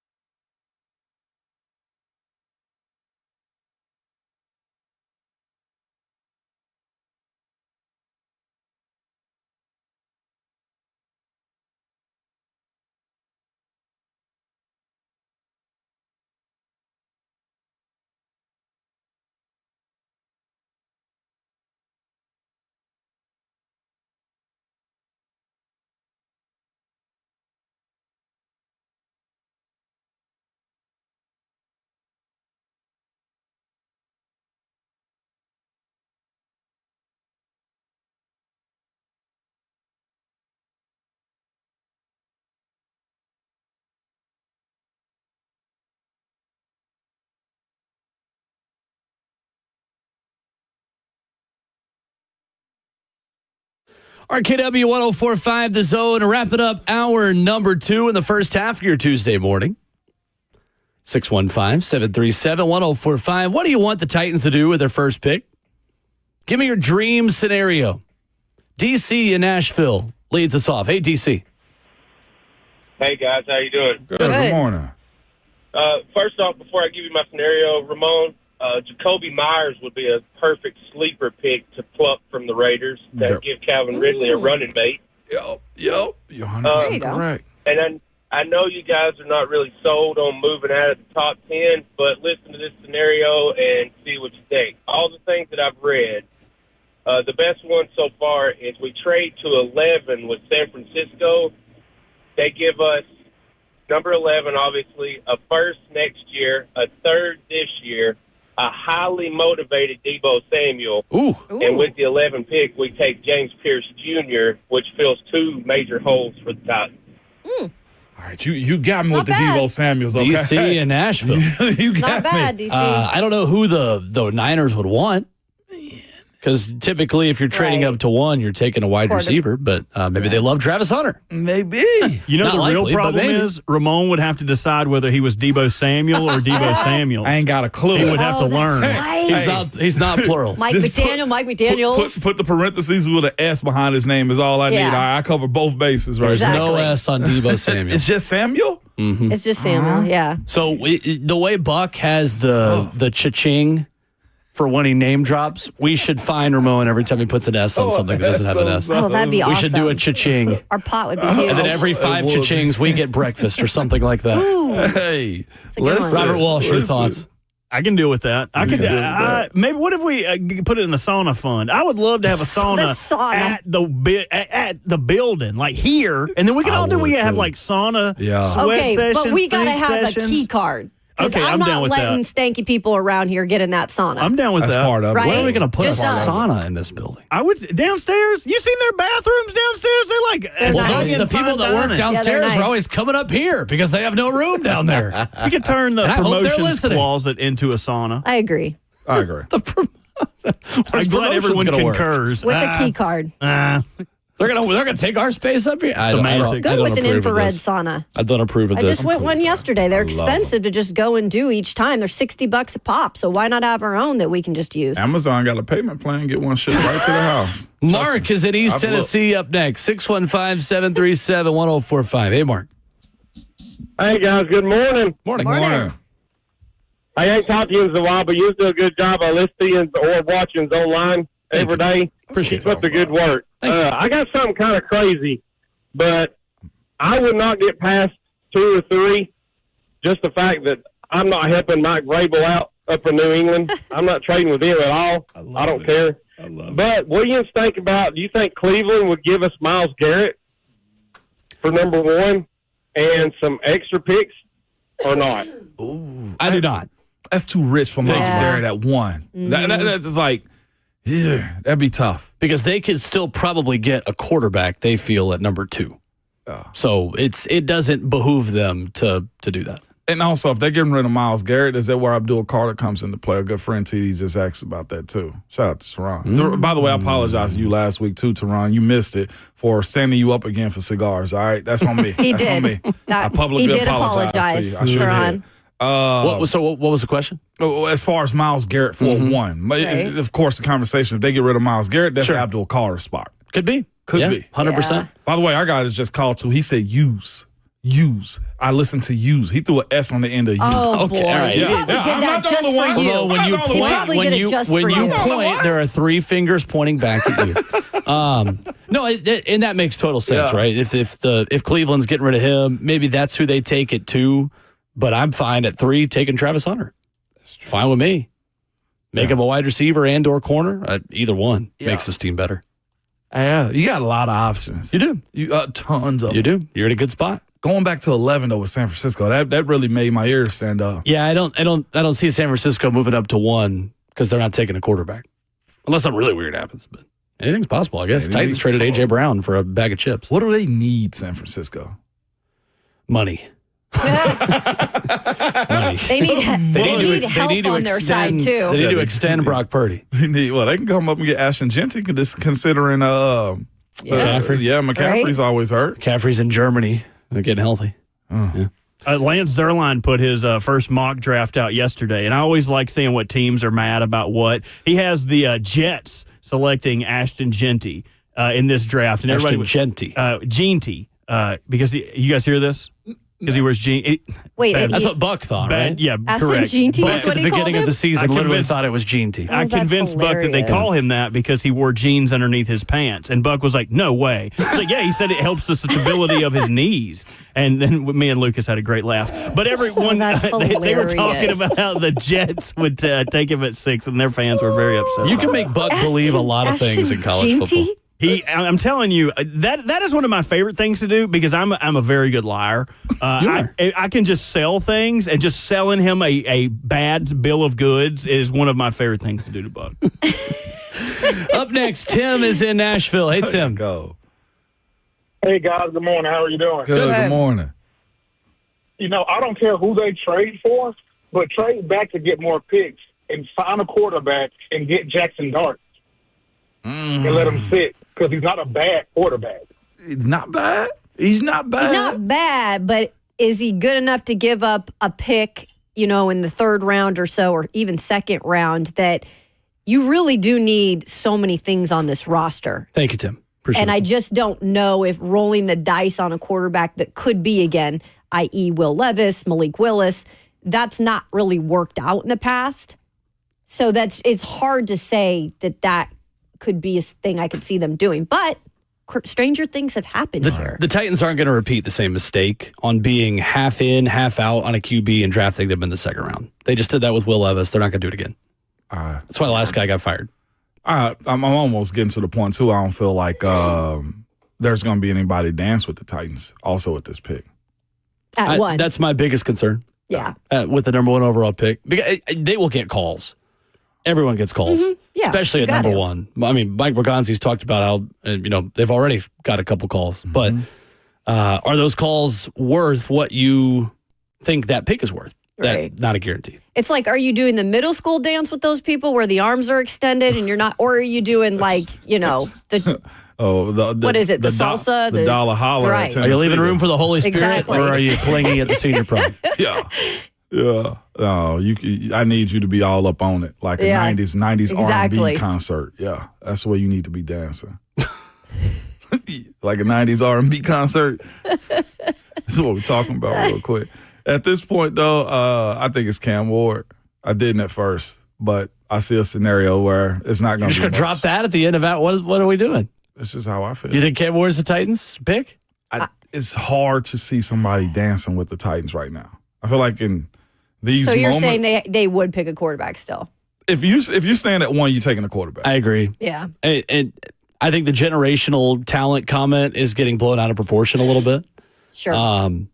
It's very rare that a team that needs a quarterback doesn't take a quarterback when they have the number 1 overall pick. It just doesn't happen very often. It also doesn't happen often that they trade back when they need a quarterback. What's the three or four positions that can go number 1 overall? That can go. We got to take left tackle out because I was going to say left tackle. You're what if J.C. Latham's a right tackle now?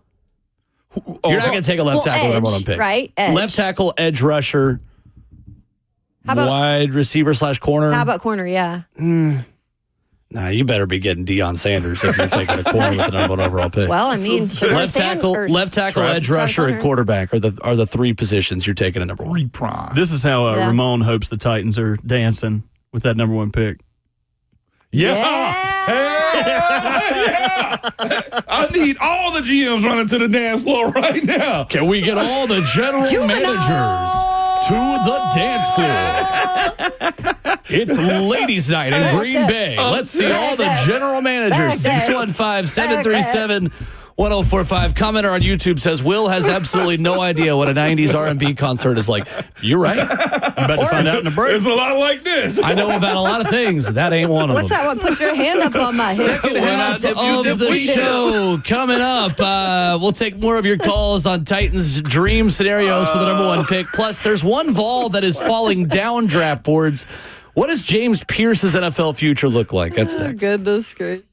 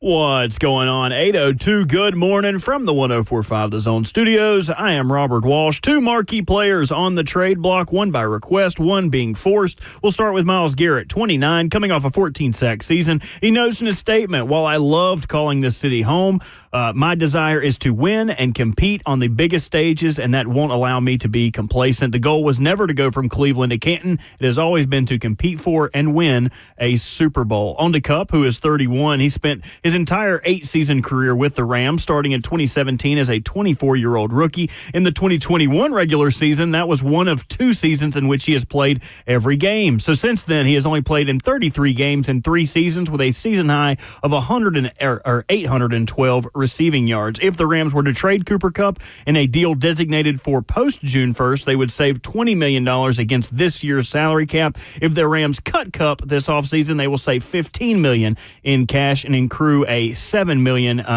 debt against their salary cap. And congratulations to our very own Ron Slay for being invited to the Tennessee Sports Hall of Fame. He will join the show today at 9:20. For all your foundation repair and your waterproofing needs, you got to go to USSTN.com. Breaking news at once on your home for the Titans and the Vols. This is 104.5 The Zone.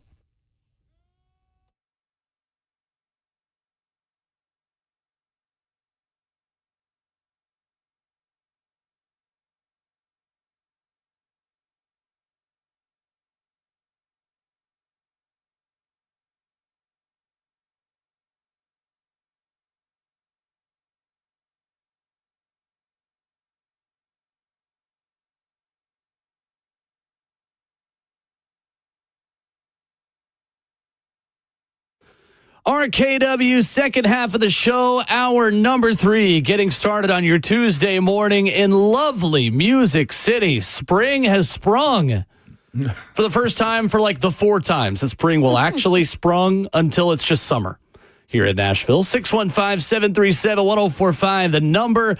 Ramon Foster, Kayla Anderson, Will Bowling, Robert Walsh makes the show happen.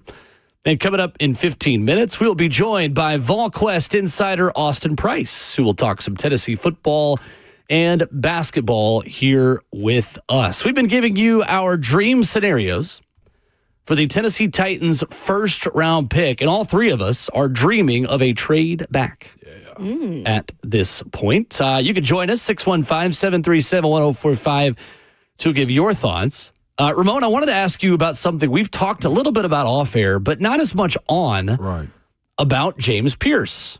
Because in ESPN's newest 2-round mock draft, Matt Miller has Tennessee edge rusher James Pierce going number 29 overall to the Washington Commanders. This is a guy who, according to Pro Football Focus, was a candidate to be the number 1 overall pick this time last year. What changed, in your opinion? Production, I think, played a part in it. And there's also this, too. He started really high. Really high as far as the pre-draft, the number 1 overall pick, top 3 talent and stuff like that, and it didn't work out for him. Whether that was him getting double-teamed and teams seeing how much he was going to be exposed because there's so many eyes on him right now, or in these type of scenarios, if it's – look, I've seen guys, Shamar Stewart out of A&M. He's a guy I think that's still a top pick. And his production also went down when he got to the SEC, but he's still first-team All-SEC. Like, James didn't check a lot of those boxes this year. So you got to ask yourself in these scenarios, why? Why is a guy like him falling this far? Because he probably is going to test amazingly. He's got the size for it. He's got the look for it. And he's played big-time football also. In these scenarios, this is where coaches, in my opinion, I think play a part in what happens when GMs start asking real questions. Sure. Now, I don't know how many issues he has or if teams feel like it's radioactive to have him on your squad or whatever the case may be, but you don't fall this far unless it's something that the GMs know that everybody else don't know in these scenarios. Like, that's why I tell guys a lot of times, like, yeah, you can go be a real one and, do your own thing as it pertains to how you go about your college career, but at the end of the day, these coaches have to be in a position where they got to be honest with these front office scouts, GMs, and coaches too. And that's where I'm hoping for James Pierce, that is, hey, just production, and maybe they just saw a little bit too much of him, as opposed to him being a locker room problem or a young man that got some issues that they don't know if they can contain at that point. So production is the game. His production was down this year. And when you got that many eyes on you to live up to expectation, it could be a little bit of both of those things in this pre-draft evaluation of him. Yeah, it's interesting, Ramon, and I'm going to ask you something in a second, because if you look at this on the outside, right, you're looking at, okay, how would this guy drop at this point? And when you see it for what it is on paper, it's like, okay, Tennessee early on in the season, also rolling opponents, that limited Pierce's snaps a little bit early on. So the production from the get-go, right, they rotate a lot, wasn't there. So all the hype that came along with it, it was like, well, it really wasn't the hype that was warranted. So you look at it at that part of it. But then, Moan, you say there are things that happen behind the scenes that coaches have to go and do their due diligence and tell these scouts and everything. They're coming and talking to him about this character, or whatever it is. We've never really heard anything about James Pierce out in the media. You haven't at all. I'm just asking you this, not in this particular situation necessarily, Ramon, but how many things sometimes go on behind the scenes that we don't necessarily know about that can affect this process and leave questions, because it doesn't always have to be out in the open. No, you could write 18 books behind the team scenarios, and that's NFL, that's college, heck, there's even some high school situations that coaches have to hide and do certain things to keep the team together. Again, I'm not saying this is James Pierce's situation right here, but what I am getting at is production fell down. Maybe have been a little bit of overexposure for him. And then, of course, when you are touted the way he was from all media outlets in the pre-draft to being a top 5, number 1 potential overall pick, that just makes you a bigger target. And when you do that, every offensive tackle want to see you and knock you off. You also draw the attention of chips, blocks, everything that comes to slowing you down, because he can be that effective. What I do know is this Joker can play. If he does fall that late to one of those playoff contending teams, he's going to be viewed as a steal. It's a matter of what he's going to be like as a pro, too, that's going to play a part in. So Can the combine... I've never heard publicly much of an issue. I think he had an incident, maybe I think during the summer, that died off really quick, too. But it's a quiet guy. Yeah, Can the combine help him in both ways? Like easily. Getting in the room with these, GMs and doing these interviews, because we know they're a little strange, these interviews, and then also what he can show, at the combine. It's 2 players that's going to have to be asked, 3 is going to have to be asked very hard questions. I think it's James Pierce and the skid that he has. Sure. Right there. What happened? Why? Yeah. Tell us why you're here. And from my understanding, those GMs will ask those hard questions. So he will have to be asked that. It is Shador Sanders. And the last one is Travis Hunter. Because Travis' situation is going to be, hey, tell me about the girlfriend. Exactly. Cam Ward will get difficult questions. You think he'll get it too? Abdul Carr, Sure. I feel like, He'll be. I know the first thing Cam will ask is, "Why did you? We don't know what really happened. Why weren't you in the game in the second half? Just things like game. that. Yeah. The bowl game. Why didn't you play the second half of the bowl game against Iowa State? But here's the thing: if James Pierce goes out at 6'5", 248, 250, and runs a 4.4, runs a 4.51, right, he'll be back up in top 10. 100%. And he's athletic enough to run something ridiculously fast.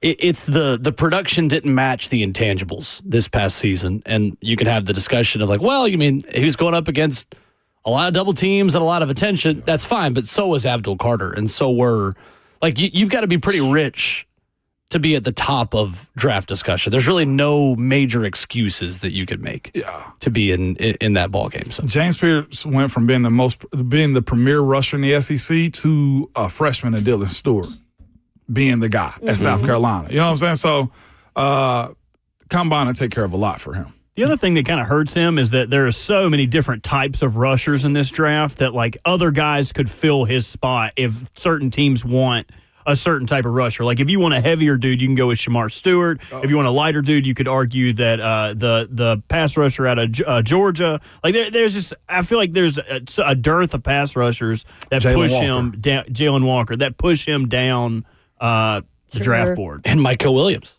Yeah. The other player from Georgia. It was, again, different. I mean, you got types, and if you want all the athleticism with less of the production from this past season, then James Pierce is your guy.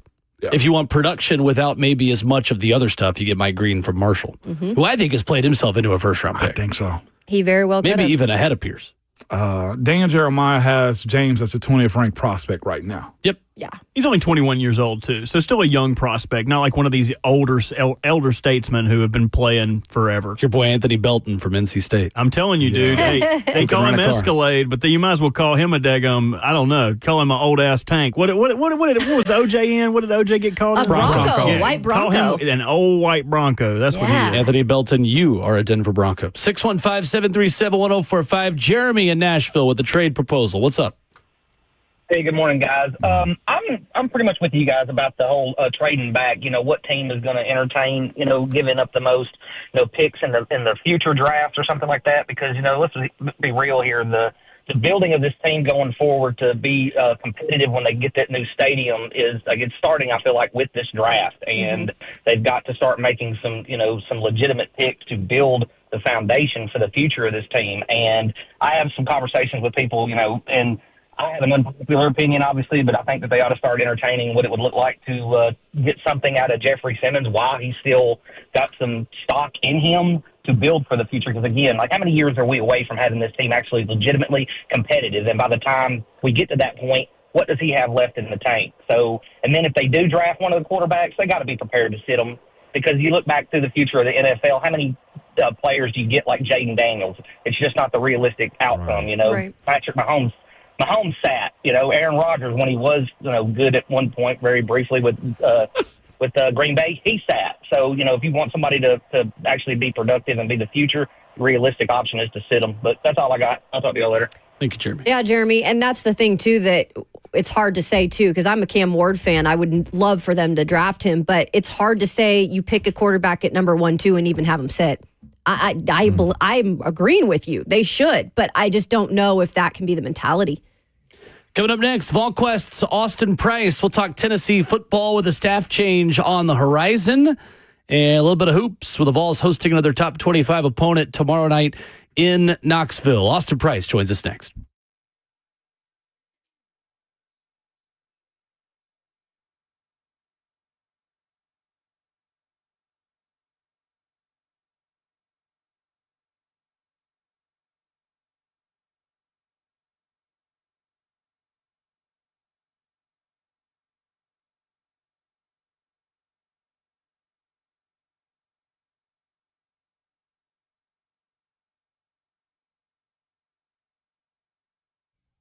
Hey, it's Kayla Anderson with my friends at We Grow Hair. Look, I've been talking to you about them for almost a year now. And if you are on a hair growth journey for 2025, this is the place to check out. Your hair can be fuller and thicker, believe it, from somebody who went through the process myself. Look, you can go in there. They have everything to choose from, and they will get you on the right hair growth journey. So everything from their ARTIS robotic FUE procedure, which, by the way, is going to give you more hair in just one procedure, 2 times more hair to be exact. Something that I've done over the past several months is the quick 45-minute laser treatment.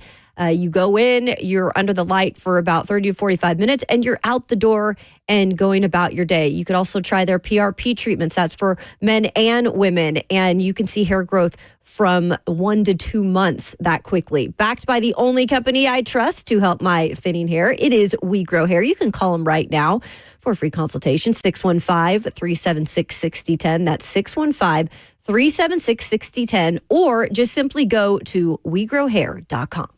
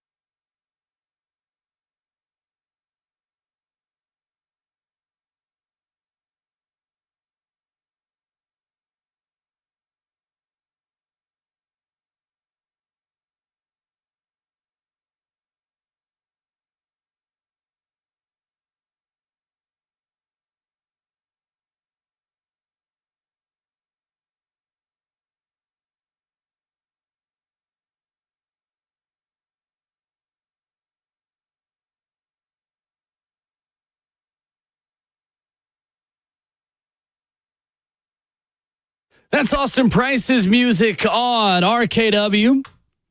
104.5 The Zone as we talk Vols with VolQuest's Austin Price at 8:20 every Tuesday morning. Ramon Foster, Kayla Anderson, Will Bowling. A little bit of hoops, a little bit of football, everything in between. What's up, Austin? How are you? I'm doing great, everybody. How's everybody else doing? We are loving life. Austin, I even went out and lost some golf balls in the woods yesterday. It was so nice. Were you out on the links yesterday, or were you working on the 70-degree day? I'm headed there now. Nice. Oh, there it is. How did I know? My spidey senses were tingling. Well, a week from now, I'm not sure we'll have to look at next week's. My normal Tuesday slot may not work. I'm going to be playing golf out of state, so I've got to get some reps in because the guys I'm going with, they've all been playing warmer weather golf, and it's not been warmer weather here. So I've got to get a few swings in, or I'm going to be a distant last in the group I'm playing with. You can't have that happen. There are a lot of folks yesterday, Austin, that learned how rusty their swing got over the cold weather months. No doubt about it. Well, Austin, taking a look at Tennessee's football staff, the change that we thought maybe could happen if there were going to be any happened yesterday. You had the report about Mike Eckler headed to Nebraska. What ultimately made the difference, Austin and Eckler choosing to go back home, so to speak, to the Cornhuskers? Yeah, I mean, obviously he was on an expiring contract. And so, he hadn't been out on the road recruiting in the month of January. They'd had Coach Chop out instead. And, he was going to get another contract. He was going to get another one-year deal, had he chosen to come back. But I think kind of seeing all that, I think he just kind of said, hey, this Nebraska job is open. That's where I'm from. That's where my parents live. And talking to Coach Eckler yesterday on the phone, he said, look, man, he goes, I love Tennessee. He goes, love Coach Heupel, uber positive. He goes, there's nothing bad come out of this situation for me. He's like, it boiled down to my parents are getting older, getting back closer to them. Last year was the first time that they had not been able to attend one of his games. And being able to get back closer to games where they were season ticket holders for years, and they still may be, actually. If you watch my episode of Ball Club Confidential with him, he talked about that, being able to go and sit in the seats where they sit and all that was very emotional for him when he was there the last time. And so to be able to get back closer to them, have them be able to come to games, I think that stuff matters. I mean, especially when your parents get older in life. I don't know how old your parents are, but, my in-laws are a little bit older than my parents. And, you just kind of soak up when you can go on a family trip and stuff more so than when you're 20 years old. So I think being able to get back closer to them was a big deciding factor. Austin Price of VolQuest with us. So, Austin, how does Tennessee go about replacing his responsibilities? Do you see them promoting from within? They've got a number of good analysts, including Coach Chop that you mentioned at outside linebackers, or how do they also take away that special teams responsibility? Does that job become a little bit different now with someone else? Well, I think the special teams is done as a group, and it's always been done as a group. Now, Coach Eckler kind of got the title. Coach Eckler was in charge of certain coverage units and all those type things. But they've always done stuff as a group. So that part's not as, tried and true down in the weeds, decisive as it has to be. You can kind of, maneuver that around however you want. I mean, you've had, with the rule change where you can have more coaches on the field and all that type of stuff, and there's really no staff limit anymore. And you can just go out and hire a special teams coach. And Tennessee's had a guy on the staff who's been very instrumental, Evan Crabtree, in the special teams stuff the last few years. He's still here, so you can give more responsibility to him. Obviously, the outside linebacker is part of this.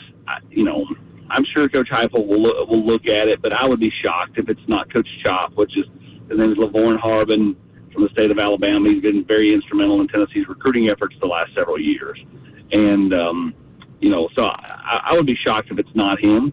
I've been shocked before, but again, I'd be shocked if it's not him for that part of it. And then the special teams part, I mean, will they give Coach Crabtree a look? Will they bring somebody else in that's got more experience, that's a little bit older, maybe to help him, or they then maybe the outside linebackers part of this is. Austin Price with us this morning, speaking Vols. Austin, with that being said, man, as far as recruiting and guys that coach these positions, man, we've learned over the years, man, championships, for the most part, are 1 through 5 stars. Tennessee just ended up getting another one. Isaiah Campbell out of Carolina. North Carolina getting a 5th star also. What does that do for that class, and what kind of player are they getting from a guy like him, too, that's been given the 5th star, which means a lot? Yeah, I mean, they're getting a really good football player. Someone that I think needs to be able to come in and be a factor this coming season. Doesn't mean he has to start or any of that stuff. He's just got to be somebody that they can, put out there and be able to play some snaps in meaningful games. And so, I think you're hoping to see that this spring, growth out of him, growth out of Marion Dye as well on that defensive front. And, Isaiah Campbell is a really good football player who Tennessee, won, over the course of like the late summer, early fall by just being consistent and persistent. He was close to coming here several times, and Clemson would talk him into staying committed, don't take the visit. And finally he got to the point where he was just like, I want to go see Tennessee. And one of the big reasons for that was Coach Chop, and he talked about that. That's when he committed, just how consistent Tennessee was, hearing from Coach Chop and Coach Garner and Coach Heupel, and how they never wavered and they stayed on him. So, it was a big flip, it wasn't a direct flip, just going from Clemson to Tennessee, but when he opened things back up, it's just like a flip. So it was a big get late in the process for Tennessee. Man, staying in the state of North Carolina, because they've been real good to the Vols, man. Austin, I have to ask you, because it's coming up more and more, and we discussed it a little bit too. The James Pierce saga kind of fall a little bit, man. Why do you kind of project him to go in the draft, that you were one of those types of guys that had that conversation? And why do you think it was, a little bit of his skid that he's had as of late? Because he was a top 3 guy to, now potentially bottom of the first round, depending upon what the rest of his his pre-draft is like right now. Yeah, I think the next 60 days will be important for James, because if he's going to test well. I mean, the guy's an athletic freak, so he's going to test well, which is going to send him back up. The question is how does he interview, right? Like, what's the interview process like for James? Either way, kind of remember how like Jalen Carter fell, and the Eagles gobbled him up, and now look at him. Like, that's James Pierce for me. Like, I'm not 2 different positions. Carter's a much bigger interior defensive lineman, but like a game changer, a guy who I think, honestly hasn't scratched the surface of how good he'll be as a pro. Like Derek Barnett, better college player to this point than pro player. Still good pro player, but, more dominant in college. I think James Pierce is going to be the opposite. I think he's going to be a more dominant pro, as long as he, keeps his mind right, does all the little things off the field, because on the field, physically, he is going to be terrific. So, as far as where he gets drafted, I think, a lot of it depends on the next 60 days. But I think if he gets down there in the bottom of the first round, somebody that's already good, that's a playoff team, is going to get a top 10 pick late in the first round, and everybody's going to go, oh, man, that was bad. Austin, real quick, do these scouts, coaches, GMs come to you also, considering how close you are to the team, or how much you report on the team too? Like, do you get calls in this process? We do not. Okay. Now, do I think that, like, when I interviewed James Pierce really did hardly, what did he do, like 4 interviews his entire time here? One of them was a 35-minute sit-down with me on Ball Club Confidential. Do I think that people watch that to kind of get a feel for who James Pierce is? Absolutely. Yeah. Absolutely. Do I think that these NFL scouts and GMs watch those type things to see what makes this kid tick? What's he like? Is he courteous? Is he reserved? What is he? In those situations. And so they don't call me, but I do absolutely believe that they watch things like that to get a feel for it. Well, speaking of, calling head coaches and trying to get some information about it, let's speak about Josh Heupel. And I know On3 just put out their college football rankings in terms of top head coaches, and Josh Heupel lands at number 10. Austin, what would you say the biggest thing for Heupel next year will be in terms of change or just bettering something specific to continue to put him up there in the top coaches in the country? Well, I think Tennessee just has to continue the upward trajectory. I mean, you look at next year's schedule, and, I think it's set up pretty well for Tennessee. You don't have, like, some gauntlet of games like Tennessee did in 2016, where they played Florida, Georgia, Texas A&M, and Alabama in 4 consecutive weeks. They don't have that. Well, they've got a pretty good schedule. Now, they still play tough teams, but they're all spaced out. They got Georgia in September, Bama in October, Florida in November, and what it boils down to, in my opinion, is if you say that Tennessee, again, last year they had Arkansas. Yeah.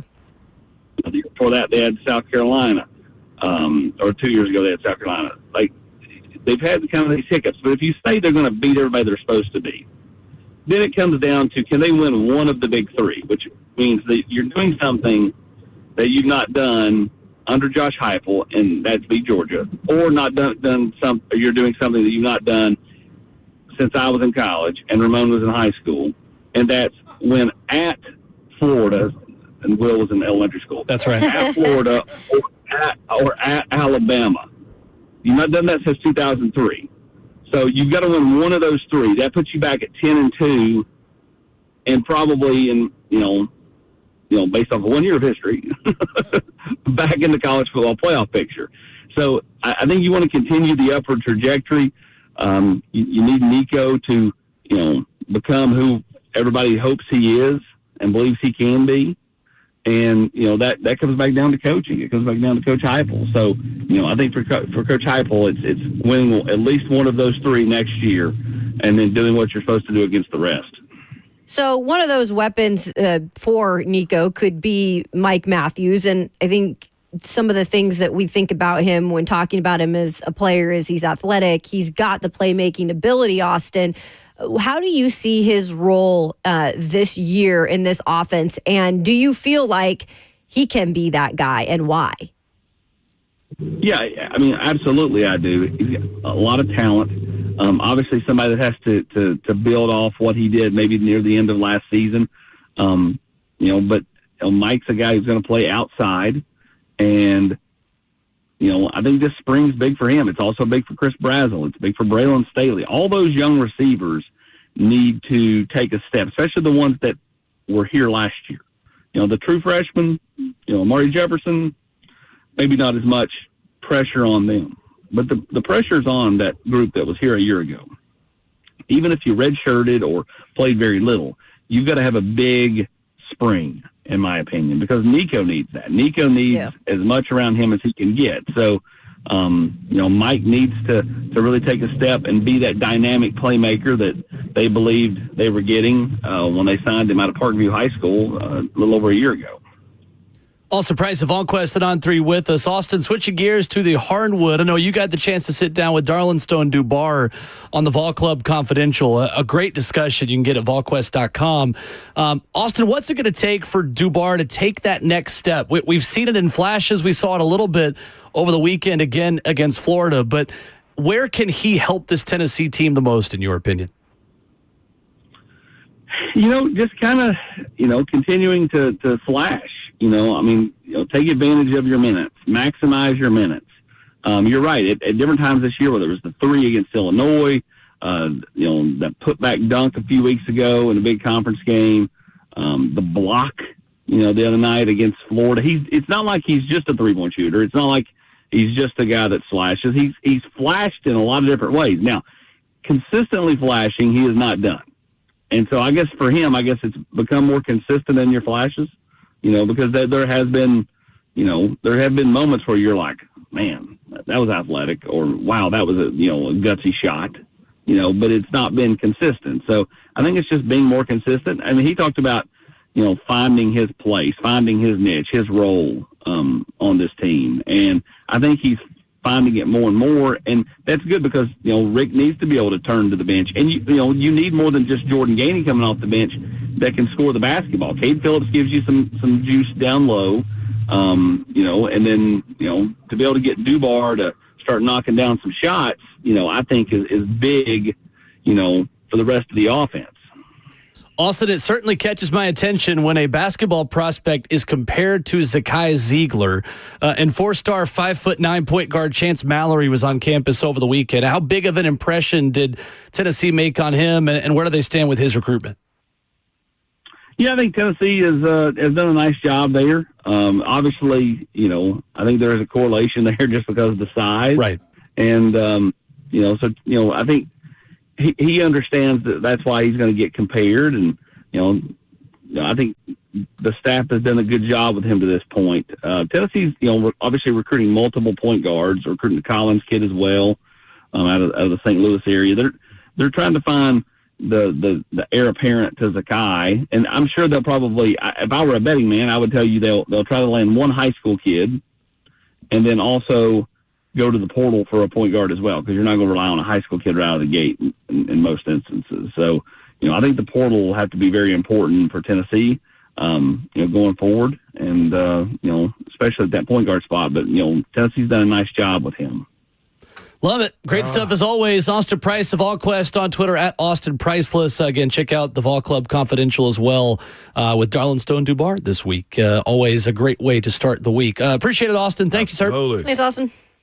Appreciate it, guys. Thank you. Yes, sir. Austin Price with us this morning. I was not expecting to have C.J. Phaeton 4th and 19 flashbacks from the 03 Alabama game, but I'm certainly glad to remember that when I was 6, the last time Tennessee beat Alabama in Tuscaloosa. Shout out to CJ. Cool brother, man. Real cool. I don't know what everything they do over at VolQuest, but in that segment, I want to pitch Austin a new segment for him next week called The Price is Right, where he can go through and talk about NIL for all of these players. Is the price right? Is it worth the squeeze of this lemon, something. Nate Amon, $2 million.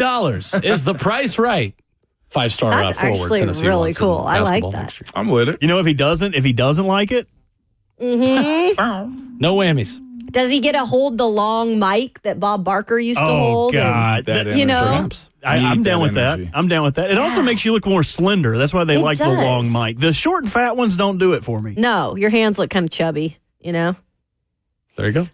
Coming up next, Joe Lenardi has moved Tennessee men's basketball to a new seed in his latest bracketology update. We'll talk about that next.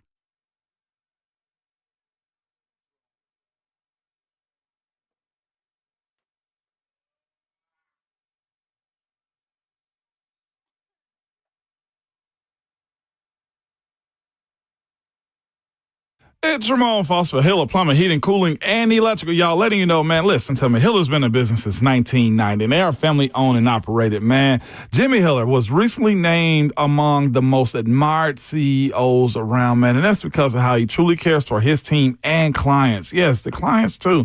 Hiller takes care of the customer on every job, every single time. They stand by their work, so much so the slogan is happy you'll be or the service is free. You've heard them use that, and that's 100% satisfaction every single time, because if a customer isn't pleased with the work performed, they will make it right by any means necessary.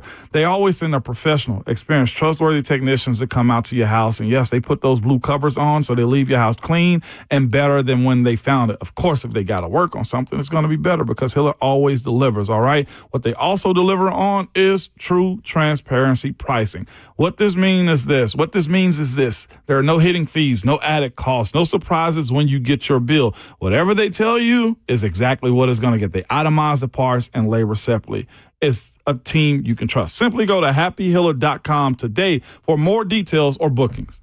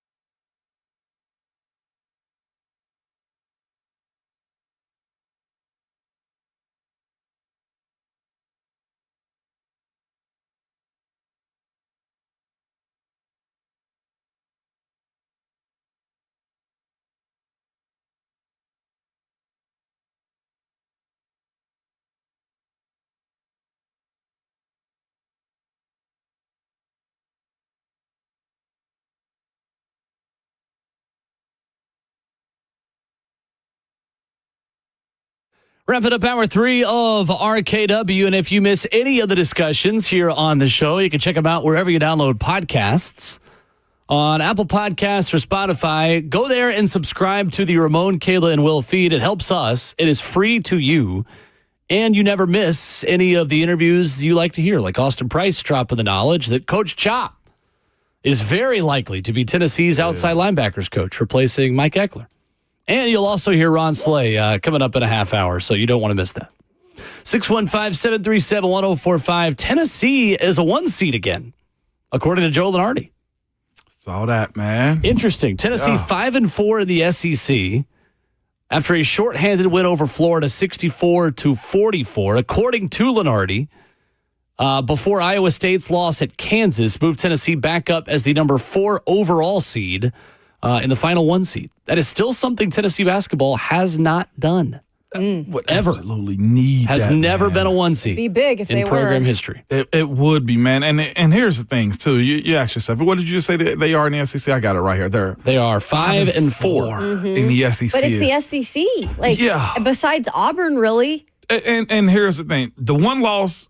1 point loss to Vanderbilt. Yeah. They should have played better. Vandy came out and they just swamped them as much as they possibly could. The 30-point loss to Florida was corrected by the 20-point win in Knoxville. And then, of course, you look at the Auburn, number 1 team, Kentucky.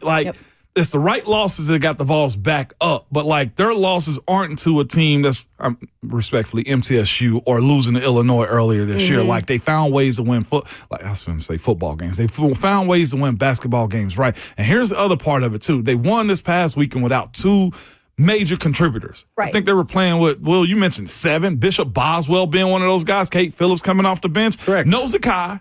No Igor Milicic, and then of course end up losing the player in the middle of the season. Again, it's going to be tight for the Vols to really make a deep run, but you can't overlook what they've done so far to the teams that they face, considering a 1 point loss to Auburn with what they've done to almost everybody else too this year. So I'll be honest with you, it is awesome being favored right now with this team because most Tennessee squads, we're still getting over BVS. This is some good stuff, Vols fans. Enjoy what this is right now because 5-4 and you're 4th or 5th in the SEC, 6th in the SEC? That's doing a lot. Yeah, there's a long way to go, too, because this is still, a situation where they've got to get healthy. And you can't look at this roster and assume that without having those 2 guys in particular out, a lot, or even more so, you always have injury possibility. Just because there's not a ton of depth there right now, it is hard because when they do miss pieces, they can definitely rally and put together a win over a team. But you can't necessarily do that at the end of the season when you're worn down a little, and then now you're going to the tournament to face teams that you maybe even haven't seen. So they've got to get healthy, I think, first and foremost, to continue to keep a number 1 seed because just this SEC schedule in general is grueling, but they got to start playing some of their best basketball here down the stretch, and you do that if you're healthy. So Joe Lunardi has 1 seeds that are 75% SEC teams. Auburn, Alabama, Duke, and Tennessee. His 2 seeds are Iowa State, Florida, the Zach Edey Foul Merchants, and Houston. And 3 seeds are Kansas, Marquette, Kentucky, and Texas A&M. I don't know if you guys have seen Alabama and Auburn's stretches for the end of the season.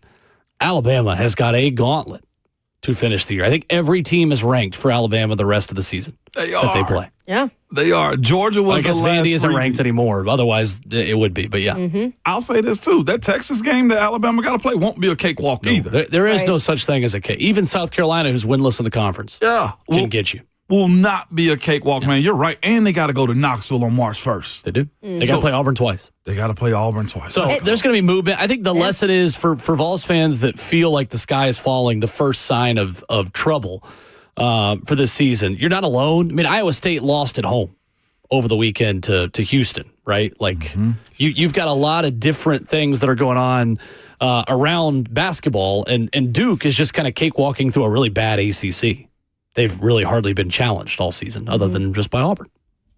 And look, there's got to be, you mentioned Auburn. Like, Auburn is dominant, right? We know that. There's no arguing against that.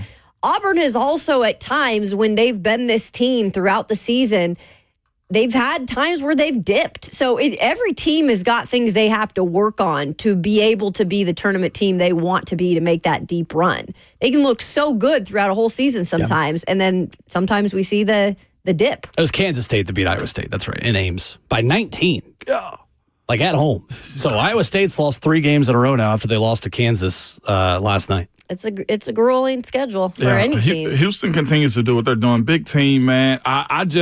I'll be honest with you, I didn't expect the Vols to move up this much considering the Florida loss, but it was the right teams that lost in front of them, too, that played a part in it. That has to be a part of it. But they also, to me, dismantled Florida. Florida was at full strength from what I can understand. I know the point guard, Harold, whatever his name is, Florida's? No. Walter Clayton. Walter Clayton. It was Harold or Walter. One of them. You better be a ball player and a dog type of names, man. You started just thinking of old man names, and you went from Walter to Harold. What I don't blame you. I'm tracking. I know you well. Yeah, but Clayton Jr. went out with the ankle. They do say he's walking without a boot right now, too. But I thought they swarmed him. The defense showed up. What I'm loving about the Vols right now is that defense is traveling. And it's traveling every single game, despite what the offense is doing. I ain't gonna lie to you, it's funny being in the stands with fans. Like, you can tell in their regular seats, too, because they communicate and yell the same things. When they saw Chaz pulling up in the transition 3, why are you wide open? And then he made it. It was like, yeah, let's go. It was just like, pick a side. You were there for the best atmosphere. Yeah, man. It was phenomenal. I ain't gonna lie to you. A lot of love in that building. Question on YouTube. Can someone explain why the SEC gets so much love from the polls? Because the SEC was undefeated in non-conference play for a large portion of non-conference. Yeah. Like, none of these teams beat the SEC counterparts other than Duke beating Auburn. Like, very rarely were SEC teams getting beaten in non-conference. Yeah. And those teams get the benefit of the doubt when the other teams keep losing, like Iowa State losing 3 games in a row. And this isn't by circumstance, to your point. There was the ACC-SEC challenge. There was and they got boat raced. The Maui challenges, right? There have been cross-conference games, to your point. The closest one that Tennessee had was the Illinois win, to where even when they should have lost, they still won at their place. So Illinois, who beat Ohio State on Sunday. And that's good team, top 25 team still. And to your point about, like, who else out of the ACC is, like, waiting your Wilson to be like, yep. I mean, Florida State coach just stepped down, too. Yeah, Leonard Hamilton. There's 2 coaches out of the ACC this year that chose to step down. Let's go to the Big Ten. Michigan State's in it right now. Yep, that's about it. I'm not trying to crap on, and I know what you mean. Like, well, y'all can't dominate. You're right, you can't. But it's not just SEC bias blindly. Oh, let's put the SEC teams up there. Like those polls, by the way, I was an AP voter for basketball when I first got to Tennessee, and oh my gosh, doing that every week too. Yeah. Like, it is wild. Like, because you're right. I mean, you have to really measure, like, another conference's loss compared to a loss in the SEC. Yeah. Or, if it was the Big Ten at times that was the conference, right? Measuring that. It's a really interesting, challenging task, but I still feel like the SEC is the better conference this year compared to any of those other ones. Just real quick, like, Kansas's losses, Creighton, Missouri, West Virginia about 1, Iowa State, and Houston also.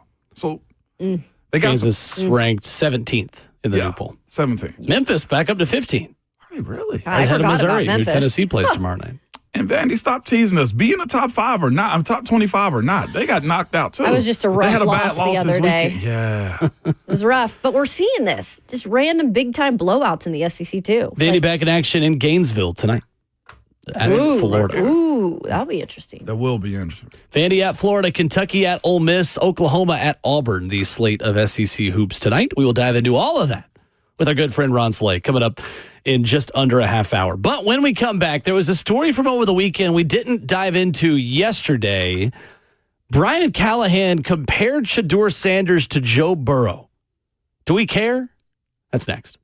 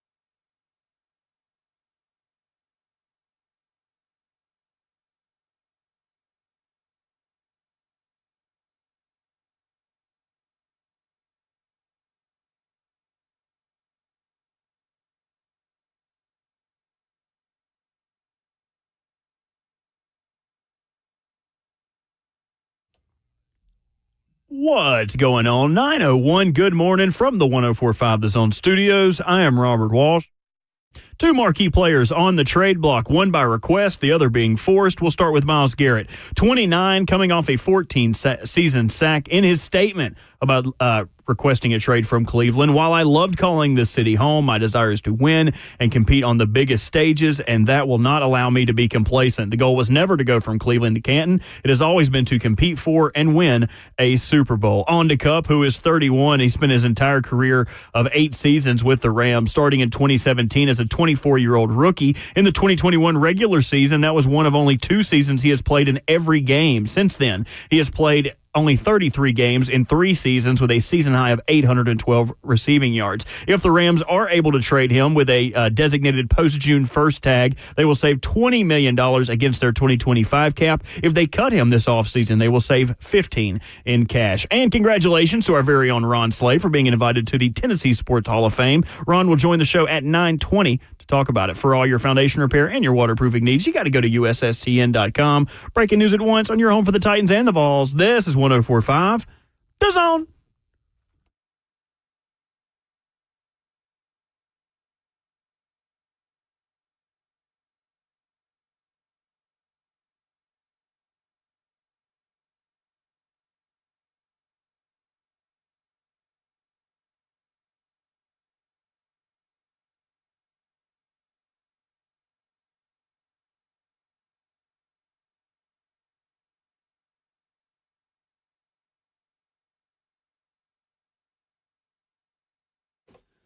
Nine a.m., fourth and final hour here already.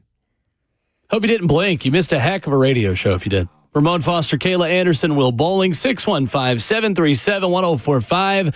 A big congratulations to our teammates on the Buck Rising Show and on Cover 2 with Blaine and Zach. Number 2 ranked midday mid-market sports show in the country. Yeah. The Buck Rising Show. Congratulations to Lucas Panzica, Jackson Williams for carrying Buck to another top 2 finish.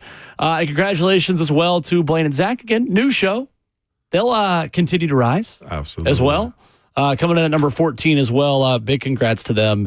And excited to celebrate all of our teammates throughout the week. And we hope that 3HL is number 1 tomorrow. I hope. When afternoon is put out as well. Put your bets down. So Brian Callahan over the weekend talked about Shador Sanders. ESPN's Teron Davenport writing this article, and in it, Brian Callahan compares Shador Sanders to Joe Burrow. He says people had questions about Burrow's arm strength in general coming out. One of the things that makes Joe so unique, and I think you can probably put Shedeur in the same conversation, they anticipate when they throw it. They have the timing and accuracy on top of it. That makes up for the arm strength. Quote, those things are how you make up for maybe not having the biggest arm. If you're throwing on time and putting a ball when and where you're supposed to go, you're not going to have too many problems. Bucky Brooks of NFL Media confirmed this on Twitter.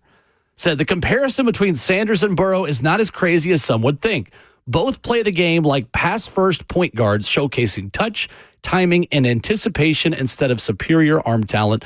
Throw in their moxie and swag. I can see why Callahan compares the two. Big deal, little deal, or no deal? Brian Callahan comparing Shador Sanders to Joe Burrow. Big deal. I think a huge deal. I mean, a humongous deal is the way I hear that be said. If Coach Callahan is on record saying that tells me a lot about what at least what he wants is the way I view this situation.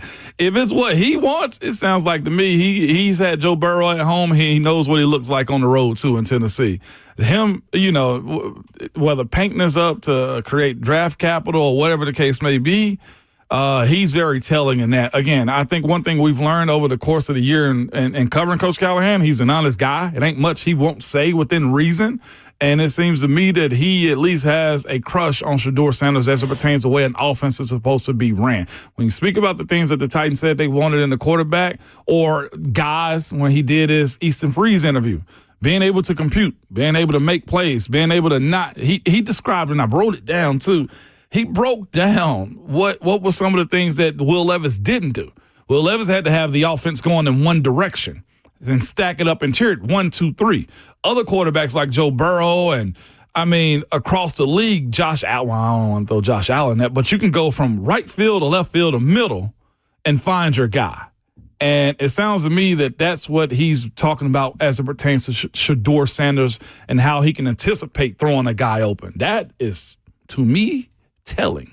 Before I get to if I think it's, worth throwing our hands up or not about LaShawn McCoy, a former Philadelphia Eagles running back, also mentioned, I believe even before Callahan mentioned on the podcast that he's on the facility, that he said something similar in terms of comparing also Sanders to Burrow. He said, when I see Shedeur, I see Joe, right? They both going to have strong arms. They both are very accurate, but for calm in the pocket, right? Mm-hmm. They both throw the catchable ball. Every quarterback can't do that. He goes on just to say, he's been around some greats. He's not going to name them. They'd always throw a catchable ball. Mm-hmm. So he also had brought up the comparison. So you're seeing it a little bit around. That matters. And it matters, right? And so I'd say in that aspect, it is believable that what Callahan is saying, he believes Shedeur is similar. Now, can he be the quarterback that Joe Burrow is? No, nobody's comparable because he hasn't done it yet at the NFL level. So I think right now you do need to take it with a grain of salt, but it is something that makes a light go on saying he could prefer a Shedeur over a Cam Ward in this situation. The only reason I'd say pump the brakes right now is because he is the only quarterback that has met with the Titans. Mm-hmm. And they have not talked with Cam Ward in person, so we're not going to get a lot out of that yet in terms of the Titans camp. Also, when it comes to both of these quarterbacks, I still believe if they think they're not going to do the quarterback thing, they're still going to put this out there. When people ask, they're going to make it believable that they could be interested in one of these quarterbacks. And here's a big reason why is, heck, it's kind of like Joe Burrow, right? That's going to catch people's attention, including other teams that are like, man, they're starting to really like Shador Sanders here. So you saying big deal, little deal, or no deal? I think it's a little deal. I agree. I'm putting pedal to the metal on this one. You're just full speed. I just don't think anything is significant until they've met with both quarterbacks. And any buzz you're hearing from Pete Thamel about what the Titans are thinking or what the number one pick is, they've only met with one of the guys, and the GM's on the record that he's hardly looked at him yet. I just think it's too early to really know. I think the one thing we know about how the Titans feel about the QBs is that Shador Sanders is Brian Callahan's type. Mm-hmm. Now, should they draft a quarterback based on their head coach's type? No, because this head coach might not be here much longer. True. Draft the best player and see if the quarterback can develop the best player. But I do believe what Brian Callahan is saying, that Shador Sanders is more his type of quarterback. 100%. I'm hearing that. I absolutely And we've heard that since December. That's not been a secret that Brian Callahan, I think, likes what Shador Sanders can do, and his skill set fits the type of offense he wants to run. Yeah. I agree with you there. 100%. I've heard that be said too. So when it comes down to what he wants, to your point, versus what the head coach wants, if this was Andy Reid, Sirianni, Mike Tomlin, Dan Campbell saying these types of things, then as a front office, get what coach wants. Get what he wants, right? But you also got to balance what's right for the future. Those are the only things. But if you're asking me, big deal or little deal, no, I've bought into that statement in general. That sounds a little bit too convincing to me. And the fact that he's worked around a guy like that, it ain't his decision apparently in the end, but he has to have some type of say so. And if they believe in Coach Brian Callahan to be that good, and I think Chad has said that there's a lot of growth out of him to be had too, then that's something that you dive into. There is one move the Titans have to make if they draft Shador Sanders. Trey Smith. Yeah. You have to give Shador Sanders not just a good offensive line, but a top 10 offensive line in football if you don't want to break him. Bingo. Because he holds on to the ball too long. Yeah. And Joe Burrow got broke, but the guy keeps coming back from injury, but he got broke by the offensive line early in his career. Also label is tough too. He is, 100%. Sure. But either of these guys, but I think especially Shador Sanders, you have got to invest major resource into your offensive line. And every time Mike Borgonzi has been asked what the top priority is, he has always answered by saying, we have to remake this offensive line. Up front. I do not want to see Dylan Radins playing right guard, respectfully, in front of Shador Sanders. Yeah. Dylan Radins had a decent enough season. That's fine. Yeah. Decent enough ain't going to cut it if that's your QB, because that is his major flaw from people who are way smarter than me, who watch the film and can break these things down in an intelligent way. Especially if you don't have a right tackle yet. I know they're going to go get one, but it'll probably be young. So why not have a veteran presence by him? That's going to make it look a lot better and feel a lot better for the quarterback. Commenter on YouTube says, please don't compare him to Burrow because he is not. Maybe a Geno Smith comparison. He was great in college, and his senior year, 42 touchdowns, 71 completion percentage, only 6 interceptions. I don't think the comparison is to Joe Burrow in terms of quality of prospect, but in type of prospect, yes. Mm-hmm. Not a guy with it. You can watch him and Cam Ward throw just on Twitter videos. Mm-hmm. There's a different zip off the arm of Cam Ward. The ball just flies. But we were also saying that about Will Levis. You got to know where the ball has to go and on what timing it has to go there. And zip on the ball, I think the Titans might overcorrect and get the opposite. Looking at Cam Ward's throwing motion, though, it comes from the hip. Mm-hmm. But it is a quick slingshot of a throw. It's like we've seen that with other quarterbacks. Yeah, I'm not. The mechanics aren't perfect, flaw. Right? No, it's not. It's just popped off the it's screen different, to for me. Sure. It was different, and it comes down to hopefully he doesn't have a long line to it either. You got to worry about it, but it's held low the way he gets it out of his hand. Did you hear his background on that? He was on a Miami podcast for the team back when he played with them last year, and he's done everything from like discus throwing to baseball. He played and so it's weird how all of that has played a factor in like his mechanics growing up. Track and field talk, heck yeah, come on. I know, right? Discus is what he threw. Shout out. Really? Yeah. Goodness. For a year. And he was probably awesome. Yeah. I went to tournaments like that, dude, and here I was throwing the discus in the shot put. Then it's some 100.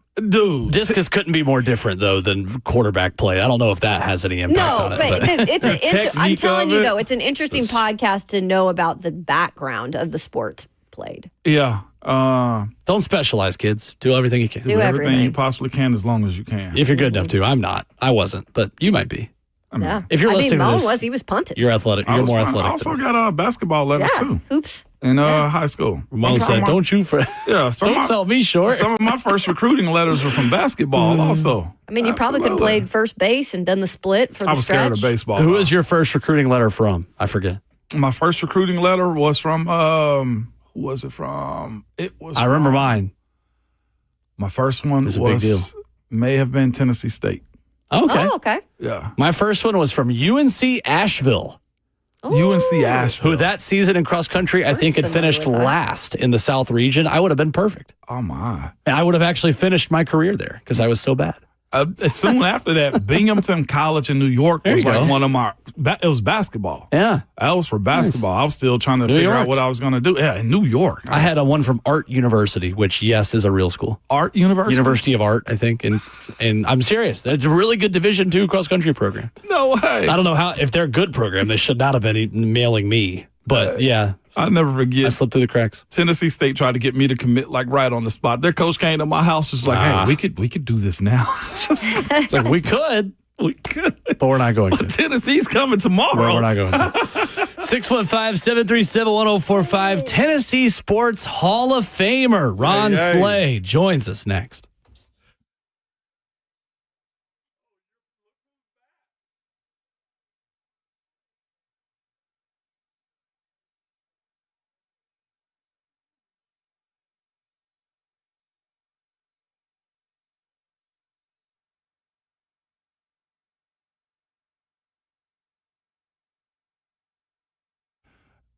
Is your concrete in need of repair? Maybe your sidewalk is shifting, your driveway cracked and sinking, or your porch steps. Maybe they've moved on you. Shifting concrete can create a dangerous hazard around your house, all right? And it's also just a big eyesore. It's Ramon Foster, and whatever's going on with your concrete, call United Structural Systems. Ask them about the polyurethane foam injections. That's right. You've heard about USS for a very long time. The same company that's provided superior foundation repair and waterproofing to Middle Tennessee. Well, guess what? They can also fix your sunken or settling concrete. USS uses polyurethane foam injections to lift and repair your sinking concrete in just a matter of minutes. Lifted concrete can also be walked on immediately or even driven on after 30 minutes. So don't go through that long, expensive process of ripping out and replacing concrete. Reach out to the people I trust, and that's United Structural Systems. You can go to their website at ussTN.com. That's ussTN.com, or call them 615-488-7855. United Structural Systems.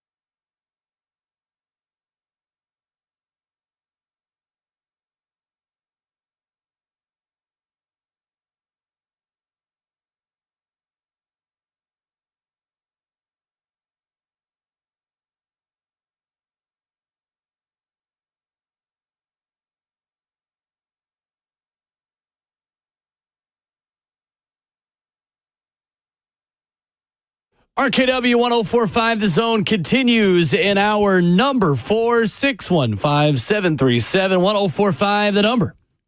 As we await the Hall of Famer, Ron Slay, who will join us in moments since he will be in New Orleans for the Super Bowl this week. We figured we'd move him back to today. I'm here for it, man. He just got to get here. He just got to get here. Hall of Famers get to show up whenever they want to. He can. He's king of the hill right now in the city, baby. Right? I'm here for it. If I wasn't so busy today, you would have got a remix of Scripps' hit song "Standing in the Hall of Slay." Standing in the Hall of Slay. Oh, yeah. But I was busy. That's what I'm talking about. Bert actually doing some work back there. Yeah, I mean, he did play Juvenile back that you-know-what up today. So true. that was pretty that's epic. A quick back that search. Yeah, that is back a that quick booty search. up. Speaking of backing that booty up.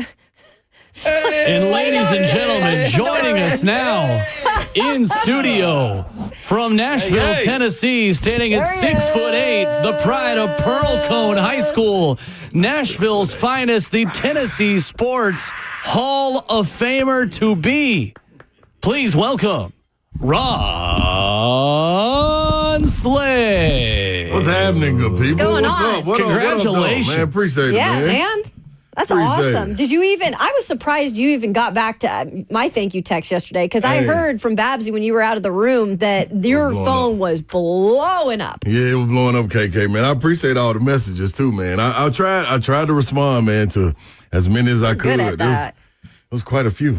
You know what I mean? I bet. Yeah, no, it was pretty dope, man. To everybody that sent messages, man, that I couldn't respond to, man. Believe me, deeply, deeply, deeply, deeply grateful, man. I appreciate it, man. Pretty cool. It was pretty dope, man. This man here, I wish y'all could go back and y'all can't go back. Go back and watch the video. See, dude right here plays so much. Yep. You know what I mean? There's always some little petty moments going on with my boy. If you listen to the video, I'm telling him, look at Buck. Shout out Buck Fitzgerald. I'm telling him, I'm telling Savage, you go back and listen. I'm like, man, look at this man. What he got? He up here with a little microphone and stuff. Like, what are he doing? And I still ain't putting it together while he talking. Now I'm like, the hell? And then my homegirl right there with the camera, I'm like, hey, man, what the hell is going on? Then he was like, let me go get Brad. I'm like, okay. All right, that makes sense. Yeah. Okay, I can dig it. But that was dope, man. I appreciate my boy. My boy always got something paid up his sleeve. Man. Yeah, see, that's the disguise right there. Yeah, that was it. I do some serious stuff it's behind the scenes. the It's like the boy who cried wolf, but then it was like for real. That's it, KK. That's what I'm looking at. I'm like, man, what buddy, what you got going on, man? Because you didn't even see me at first when I walked in. No. Yeah. I was leaning over texting the dude he was telling me congrats to the Hall of Fame. That's I'm what like, Moon said. I'm like, dog, that's Big Joe. Like, because I knew Joe was in town, you know what I mean? I'm like, you didn't even register it with John in time? No. Well, here's the other thing, too. You've been so much in and out of town. Yeah, I'm on the go. Your thought process is nothing in Nashville. No, I ain't even, man, I got 3 days of mindset in Nashville. The other 4 is in Charlotte and this around basketball. You know what I mean? Then thinking about Super Bowl, I'm like, man, I ain't got a clue. And he kept on telling me he was trying to get me to come out to the house Sunday. I'm like, man, dude, I'm gonna be real, man. I was planning on it. I was like, man, I'm tired. So he had a lot of people over to the house Sunday. I'm like, dude, I came out. I texted him from the bed and was like, hey, man, I'm out, man. I ain't gonna be able to make it, man. I got to rest. Sleep, right? Yeah, I got to. Even Slay's got to rest sometimes. Yeah, at some point, man. And I don't never turn down no, you know what I mean, no little shake it session, you know what I mean? But yeah, I had to turn that one down, but it was cool, man. That's what I'm talking about. Yeah, pretty settled dope. in for you just yet? You know what?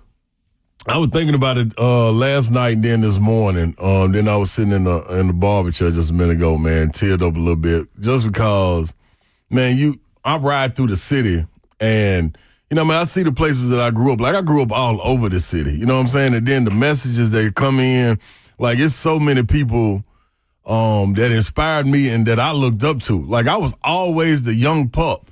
You know what I mean? In any group that I was in, whether it was at the Center, whether it was at Martha O'Brien, Andrew Jackson Boys and Girls Club, out west, you know what I'm saying? Like, I was always the young buck. And it was so many people that I looked up to because I wasn't always athletic. You know what I mean? I wasn't always the tallest. I was always skinny, and it looked like at some point, dude might get it. You know what I mean? But, man, you got to have an eye for it. You know what I'm saying? So I was, man, going up at the center watching guys play, and, I always get picked. Not last, but close to last, just because, we need enough to run, but then get out there and hold my own. You know what I mean? And then grow up through the years, man, going to all these schools, growing up in all these projects. And it was so many athletic cats running around. You just like, man, let me just make my name. That's you know what I'm saying? Absolutely. That's all I want. Yeah, let me get that chance, man, to make my name. And then it start bubbling. And during the process of it, you still don't really, you cold, but you still don't process it and like, dang, okay, I'm one of them people that they looking up to. You know what I mean? Because you so in the grind of it. You know what I mean? And I think looking at it, man, and watching guys, man, kind of fall to the wayside, some of them, you know what I mean? But then a lot of them still go on and you kind of surpass them and then it's switch and they start looking up to you, you know what I mean? So it's just different, man. It's different. It was pretty dope to be able to take a pause like this. And shout out to Paul's out in Green Hills. My guy Mike. Oh, yeah. Oh, that place is awesome. Yeah, I need to get over that too. But right? it's cool to take a pause out of it, man, knowing that you on the journey and get the flowers for what you've already done. And somebody put it in perspective for me. My guy agrees, Marcus Kinzer. He said, man, what's cold was to watch all your mentors and a couple of them not there. But to be able for them to watch you go through a process and a journey and get out of a car. Yeah. And have all things that you had in that car and you jump in another car and they can see it again about to take off the same way. So That's cool. I was like, you know what? That's pretty dope. Yeah. So yeah, man, it's all right. That's awesome. Sweet, Slay. So happy for you you. represent the city and your No state question. as well as anybody, man. And I said it earlier this morning. The coolest thing is the amount of people that call into your show in this station that say, I'm a Vandy fan, but Yeah. I'm a Kentucky fan, but I'm a Memphis fan, but, and they Yeah. still got love and respect for you. And it speaks to who you are as a person, as a broadcaster, and as a player. So well deserved, man. No doubt, man. That's been one of the wildest. Like over this, I always take Savage. You know what I mean? I can be transparent. I can be transparent. Authentic. You are an authentic VFL. My dog knew what I was looking for right now. Yeah. I can be transparent with my dog, you know what I mean? And it's just funny, man, watching, like when you mentioned that, is this past weekend, we was watching the games, and it was Kentucky fans. Yeah. Tweeting and stuff like, man, Matt Jones, y'all, Kentucky Matt Sports Jones, Radio. dog, like, and Yeah. you sit back and watch, it's like, y'all can't stand me. You know what I mean? Vandy fans chiming in, Alabama fans chiming in, Auburn fans chiming in. I mean, you expect it from the Tennessee fan base. I left that in great standing. No, you know there. what I'm saying? You Yeah, are there. ain't no ifs, ands, or buts. Like, it's all I know, for real. But to see it from other fan bases, dog, is like, wow. It's cool. That's That's unique. pretty dope. Yeah, that's pretty dope to see them champion and you know what I mean? Like, man, put him on game day and stuff like that. It's I'm awesome. like, Yep. you know what? I'm going to retweet a couple of these. Yeah. Couple of Two these. VFLs up there, you and Andre Carter. I'm like, well, Matt Jones, I know is a huge Kentucky guy. No question. Ranked behind Buck Rising in the mid-market midday shows Not good today. enough to be two, Buck was but you know, number it's two. good. He was number three. So Oh, he's a that's what's decent up. enough deal. He close. But he's the ops. Like, Oh, yeah. and he's asking And he for tells it how it Savage is. to be on game day Yeah. because he knew how big Arkansas, Kentucky is. All that. And Corrupt Arena. And Corrupt Arena. We got all the names. All of it. I love it. But it was cool though, man, to see that. And I do think they need to incorporate you at some point. Yeah, like, it's funny, man. Not like your character like McAfee, but like they need some excitement like McAfee does. Yeah. And before Lee Corso did. So Right. the college basketball side need that. And I hope your bosses in wherever they are. You can put the headband on of whatever team you think's going to win. Like Corso puts the headgear on. Yeah, you know what I mean? Like, it's one thing about it, the headband always going. But I think it's wild, man, to see it, you know, and you think like, golly, man, like, that's a different fan base that's pushing it. Like, and they already know, like, I'm gonna come out with the Kentuckys. And like I'm telling you, right, on my audition for SEC Network, we did a 30-minute show, and I said Kentucky.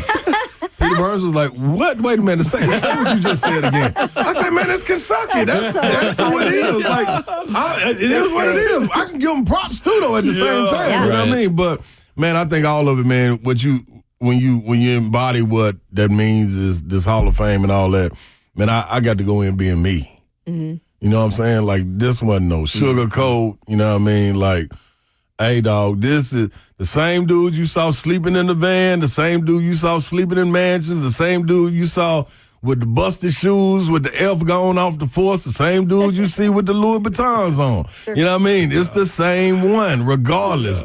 It didn't matter in any room.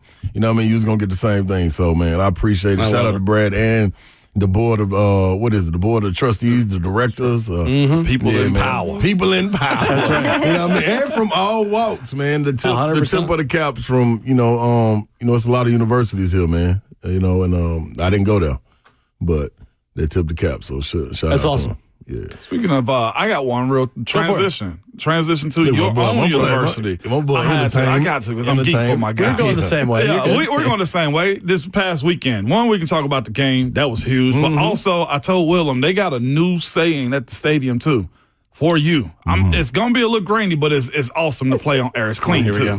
Y'all ready? He said it's clean, It too. is clean. It's this right here. Where is it?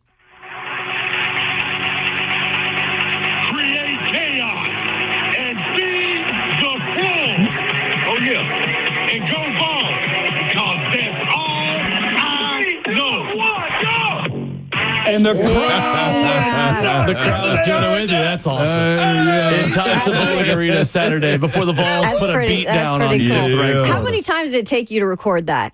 Once. Hell yeah. One take, Drake. You know, never had a take two. We went back a couple of times. Man, shout out to Zeph. Zeph came through and was like, man, he was recording with me. He was like, man, you ought to tweak this little part right here. I was like, let's just do that part over there, Zeph. It's cool. That's pretty good, man. Yeah, but we ran through it, man. No, it was nice. It was a good time. Sounds awesome. Glad it came out good, yeah. On the floor, Vols had 8 scholarship players available and 7 of them that played significant minutes. Honestly, Bishop Oswald played significant minutes too, and maybe had his best performances of all. I'm not going to say how surprised were you, because you don't push the panic button as quickly as a lot of other Tennessee fans, myself included. But what impressed you the most about what Tennessee was able to do to Florida? Now, let me say, too, to jump out in front of it, like, to think that I thought they were going to win, like, I didn't think that. Now, you don't push the panic button as quickly as most people. Exactly. It wasn't pushing. That was being realistic. But I was more, exactly. I was like, man, like, they got to walk in here and they got to play above board in order to get this dub. Especially, I didn't know Igor was going to be out. Zakai had a feeling, and I thought they could get past that a little bit. But Igor being out, man, you already thin in the front court against some guys. They got 4. We talk about it week in and week out, how big the interior is. So, man, it was pretty dope to watch them go through it and figure out, man, just who they were. I thought that's what tape is about, man, going in and bunkering down and understanding, man, like, we can't go out there and shoot 45 threes.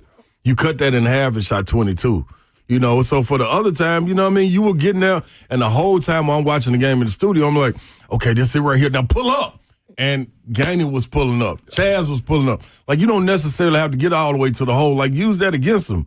The blueprint that Mark Pope came out with, well, Vandy probably initiated it, and Mark Pope took it, but was to let these selected guys shoot. Yeah. And if they miss, good. If they make a couple, all right, cool, we'll live with it. That wasn't the case because they was turning them down. You could get them shots anytime, but get to the paint, man. Felix, I thought, did a terrific job of carving out space. Chaz played his game. Chaz played his game, and they looked for him to play his game. So I think, man, Jordan Gainey, he handled his business. Like you said, Boswell didn't score, but the impactful minutes that he had, like, he's a part of a play that will go down for the next 10 years and it'll be reran over and over with Meshack saving it, throwing it to Cade throwing it to Boswell in the air, has the wherewithal not to come down but throw it right back to Cade and bounce. get a dunk, no bounce. The ball didn't touch the floor at all. Like that was it, man. That was the epitome of what Tennessee basketball is, especially trying to play defense and turn those turnovers into points. So they hunkered down on defense against a team that was fully loaded. Florida is a Final Four caliber team, regardless. Like, I'll keep saying it. The fan bases can't get up in arms about a team losing by 20, by 30, by 40, especially on the road. Like, you just can't. This is the SEC. I heard a caller talking about, you read the message board, and they were talking about, man, why is the SEC overrated? Why are they getting so many pub in the chat? Yeah, they're that good. That's why. Because what they did SEC ACC challenge. It's simple. It's simple. They won one game. Duke beat Auburn in Cameron. Yeah, and Auburn was dominating that game. And got early. a lot of calls late. I mean, that's part of it in Cameron. Yeah, exactly. And then the other one was Kentucky. Kentucky going down. Like the two of the top teams went down. But look at what everybody else did, top to bottom. It's tough, man. Right. So. Yeah, the Tennessee bounce back. That was good to see them, man, realize who they are. I think that look in the mirror is everything. You heard Meshack say, man, we got enough right here. And when you have that mindset, you'll take it. You know what I mean? Whatever it is, you win or lose, you okay with walking back in that locker room like, man, we gave it up. We gave it all. I thought it was interesting. And Tennessee's obviously better with Zakai Ziegler than they are without him. No question. But did it feel like Tennessee's players weren't looking around for him to do all the work as much? Yep. And Jordan Gainey, Jemai Meshack, like, all right, let me take the initiative. Like, let me get it down to Felix Okpara. And he's got a little bit more touch today in the beginning of February than he did in November. Like, I think it was almost a good little, like, they put on the jumper cables a little bit. Everybody did because they didn't have Zakai to create everything for them. Yeah, and I also think, man, guys have been groomed for that moment. Jordan Gainey has been groomed for that moment to play that backup point spot. To be able to go off the dribble and score. He's a scorer. It is what it is. Meshack, he had those responsibilities 2 years ago when Zakai went down with his ACL. Yeah. He ran the point. He took a team to the Sweet 16 at the point guard spot. Jemai Meshack did. Right. There's no way the other way to cut that. Right. That's what he did. So they all been in that spot, so they know how to pick up the pieces.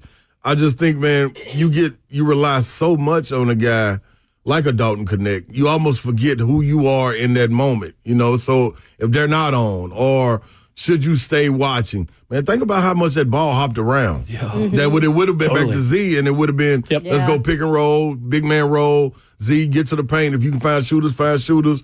But that wasn't the case. Like, and you made the defense have to adjust and say, okay, I got to know what my man is, which leaves up one-on-one spots where a guy like Gainey can create, get to the free throw line and pop it. So it's hopefully they go forward and they understand that the ball can hop around. Yeah. And then hopefully Zakai, as a student of the game, you get a different perspective sitting there watching Good point. it. Hopefully he can see it also and be like, okay, I can come up off the ball. I can get on the wing. I can be the guy spotting up sometime. Yeah. You know what I'm saying? And that's hard to relinquish that power or, that confidence that you got or that responsibility to say, you know what, I'm going to give it to Savage and let me just sit over here and watch him and let me get ready, to play the off-guard spot. But because the ball don't move as a late with him, respectfully to Zakai. He goes to the paint. Dominant. He goes around. He beats the floor with the ball the entire time. And And then you're looking for the open guy. Sometimes, Chaz is being double-teamed while he's dribbling around. Yeah. So this is why you always got to have a good balance of it, man. And it's hard to have that balance when you have a guy that's that dominant. Sure. Now, name somebody in the SEC that can stay in front of Zakai. That's the gift and the curse. Exactly. It's the gift and the curse. Exactly. So it's up to him, not the team to choose. It's up to him to relinquish it and understand where you roll into. And I think he's smart enough to understand that. Absolutely. Ron Slay with us. More SEC hoops discussion coming up next as we wrap up the show on RKW.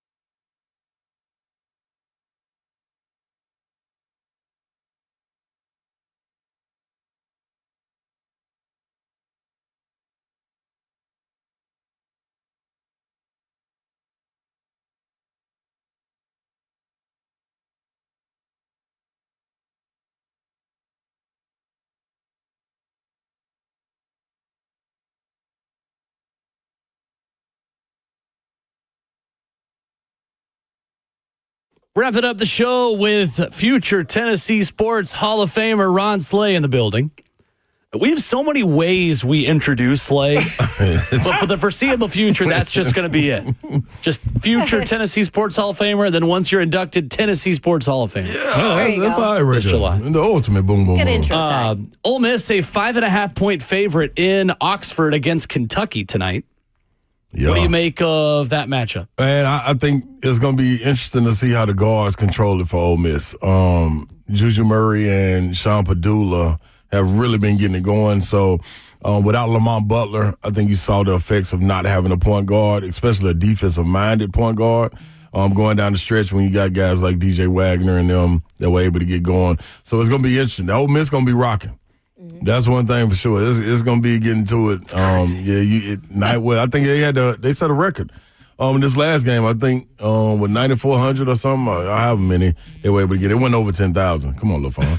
I was going to say, what is that? It's the phone. I don't know about it. Vanderbilt gave up 73% from the field in the second half against Oklahoma. That was wild, man. Talk about blowout. I was like, that seemed like and Vander was up 13, and handling them. I was like, well, this game finna be over with quick. Yep. Man, and lo and behold, come out in the second half, and I don't know what happened. 61-27, Vandy outscored by Oklahoma in the second half. Dude, they did a better job. Oklahoma did of penetrating, getting the ball in the paint, and kicking it. That was another thing. You can see, regardless of numbers, you can see when good basketball is being played. Oklahoma played good basketball in that second half, getting there, making an extra pass, not caring who was shooting. So that was pretty good to see. I didn't expect that. Oklahoma stormed the court. No, they ain't. No, yeah, but they ain't having. That's one of the arenas. Hey, Norman, Oklahoma got to pick it up. That's one of the arenas that's a good atmosphere. In all but aspects. Man, they not in there like they supposed to. If they wanted to storm the court, it wouldn't have been nobody but 7 or 8 people. It was bad, dog. Single file. That looked bad, man. There should have been way more people, man. Because the SEC wrote it. South Carolina won a game, man, and it's packed up at South Carolina every game. They need to get on it. The Moody Center, too, at Texas is just like, it's like an arena in 2050. Yeah, can't just have football. No. What did they do to dismantle them like this? 61-27 in the second half. They were moving the ball. Jeremiah Fears is a freshman leading that group, and Jalen Moore, dog, they can play. Then they got some shooters, some sneaky shooters out there. It's just Vandy just kind of looked a little bit out of whack, man. It was kind of as simple as that. It's one of them. Can't put your finger on. It's just like, wow, this happened. Well, it's one of those situations. Oklahoma shot 55% from the three. Vandy took 26 threes and only made 7. So 27% for them. Yeah. Can't play that game. No, And a lot of those shots were, man, I'm telling you, extra ball movement. Vandy's principles defensively broke down, gave them some open looks. Once that ball and momentum get to rolling, it's hard to get that momentum back. Slay, so you guys are going to the Super Bowl. You're leaving after the show today. I'm curious as to what is your thing you're looking most forward to? Because every year you've got people that come on the show that are sometimes random but really interesting. But it's New Orleans too. So curious as to what y'all are getting into. I'm more along the lines looking forward to how I'm gonna get up. I think that's the biggest thing each morning, KK. I don't know how, you know what I'm saying? Days. Yeah, it's long days, and then the nights turn long. And you kind of forget time, you know what I mean? So I've never been able to go down to New Orleans and just kick it. No way. So I've been down there for SEC tournaments and stuff, but it's always been all business. So I ain't been able to. This right here, I know we're going to be in there from 8 to 6 whenever the show ends, and then get an opportunity to go out and eat. And they say the city can just swallow you up. So I'm looking, to put a little salt and pepper on me and let the city swallow me right on up. Bring some beignets in the morning or beignets, excuse me. Man, put some salt and vinegar on me and eat me up, That's what I'm talking about. So it's going to be interesting to see how that is. But as far as, you never know who's going to walk through. You never know. Like Vegas, we had Wayne Newton walk through.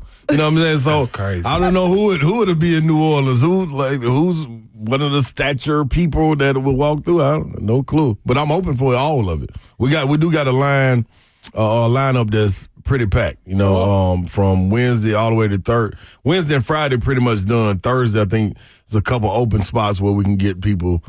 Grab people coming through. I want to get Jameis Winston. That's one of the guys. Yeah, you guys got to. Please tell him to be the Titans If we can get Jameis Winston, I think that'll be phenomenal. Dude, it'd be so. And he was asked about he was asking about free agency yesterday. Yeah. Oh yeah, if we can get him. Yeah, I think that might be pretty special. sweet. He's going in the boom boom room for sure. Oh, gotcha. He might not come out. Might be the best ever. I think he would become the best guest in the history of the boom boom for sure. He would possibly lock me out of the boom boom room. Yes. Who's your Mount Rushmore of boom boom room guests? Wow. Jim Nance. 100%. Great answer. Sheesh.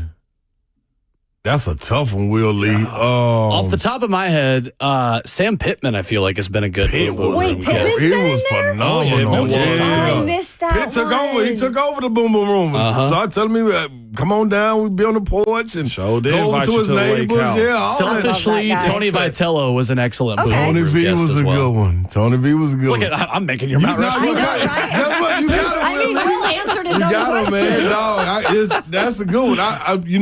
One I want to get in, I think would really be good. I got to get Coach Barnes in there.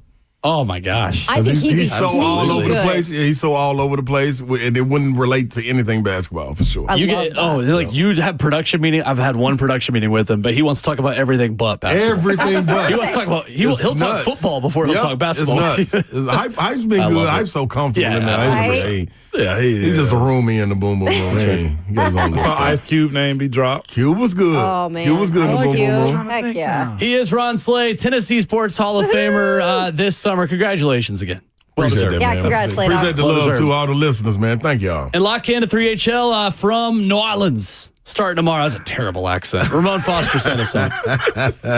Just like that. Your Twitter fingers and your mic is always high, good people.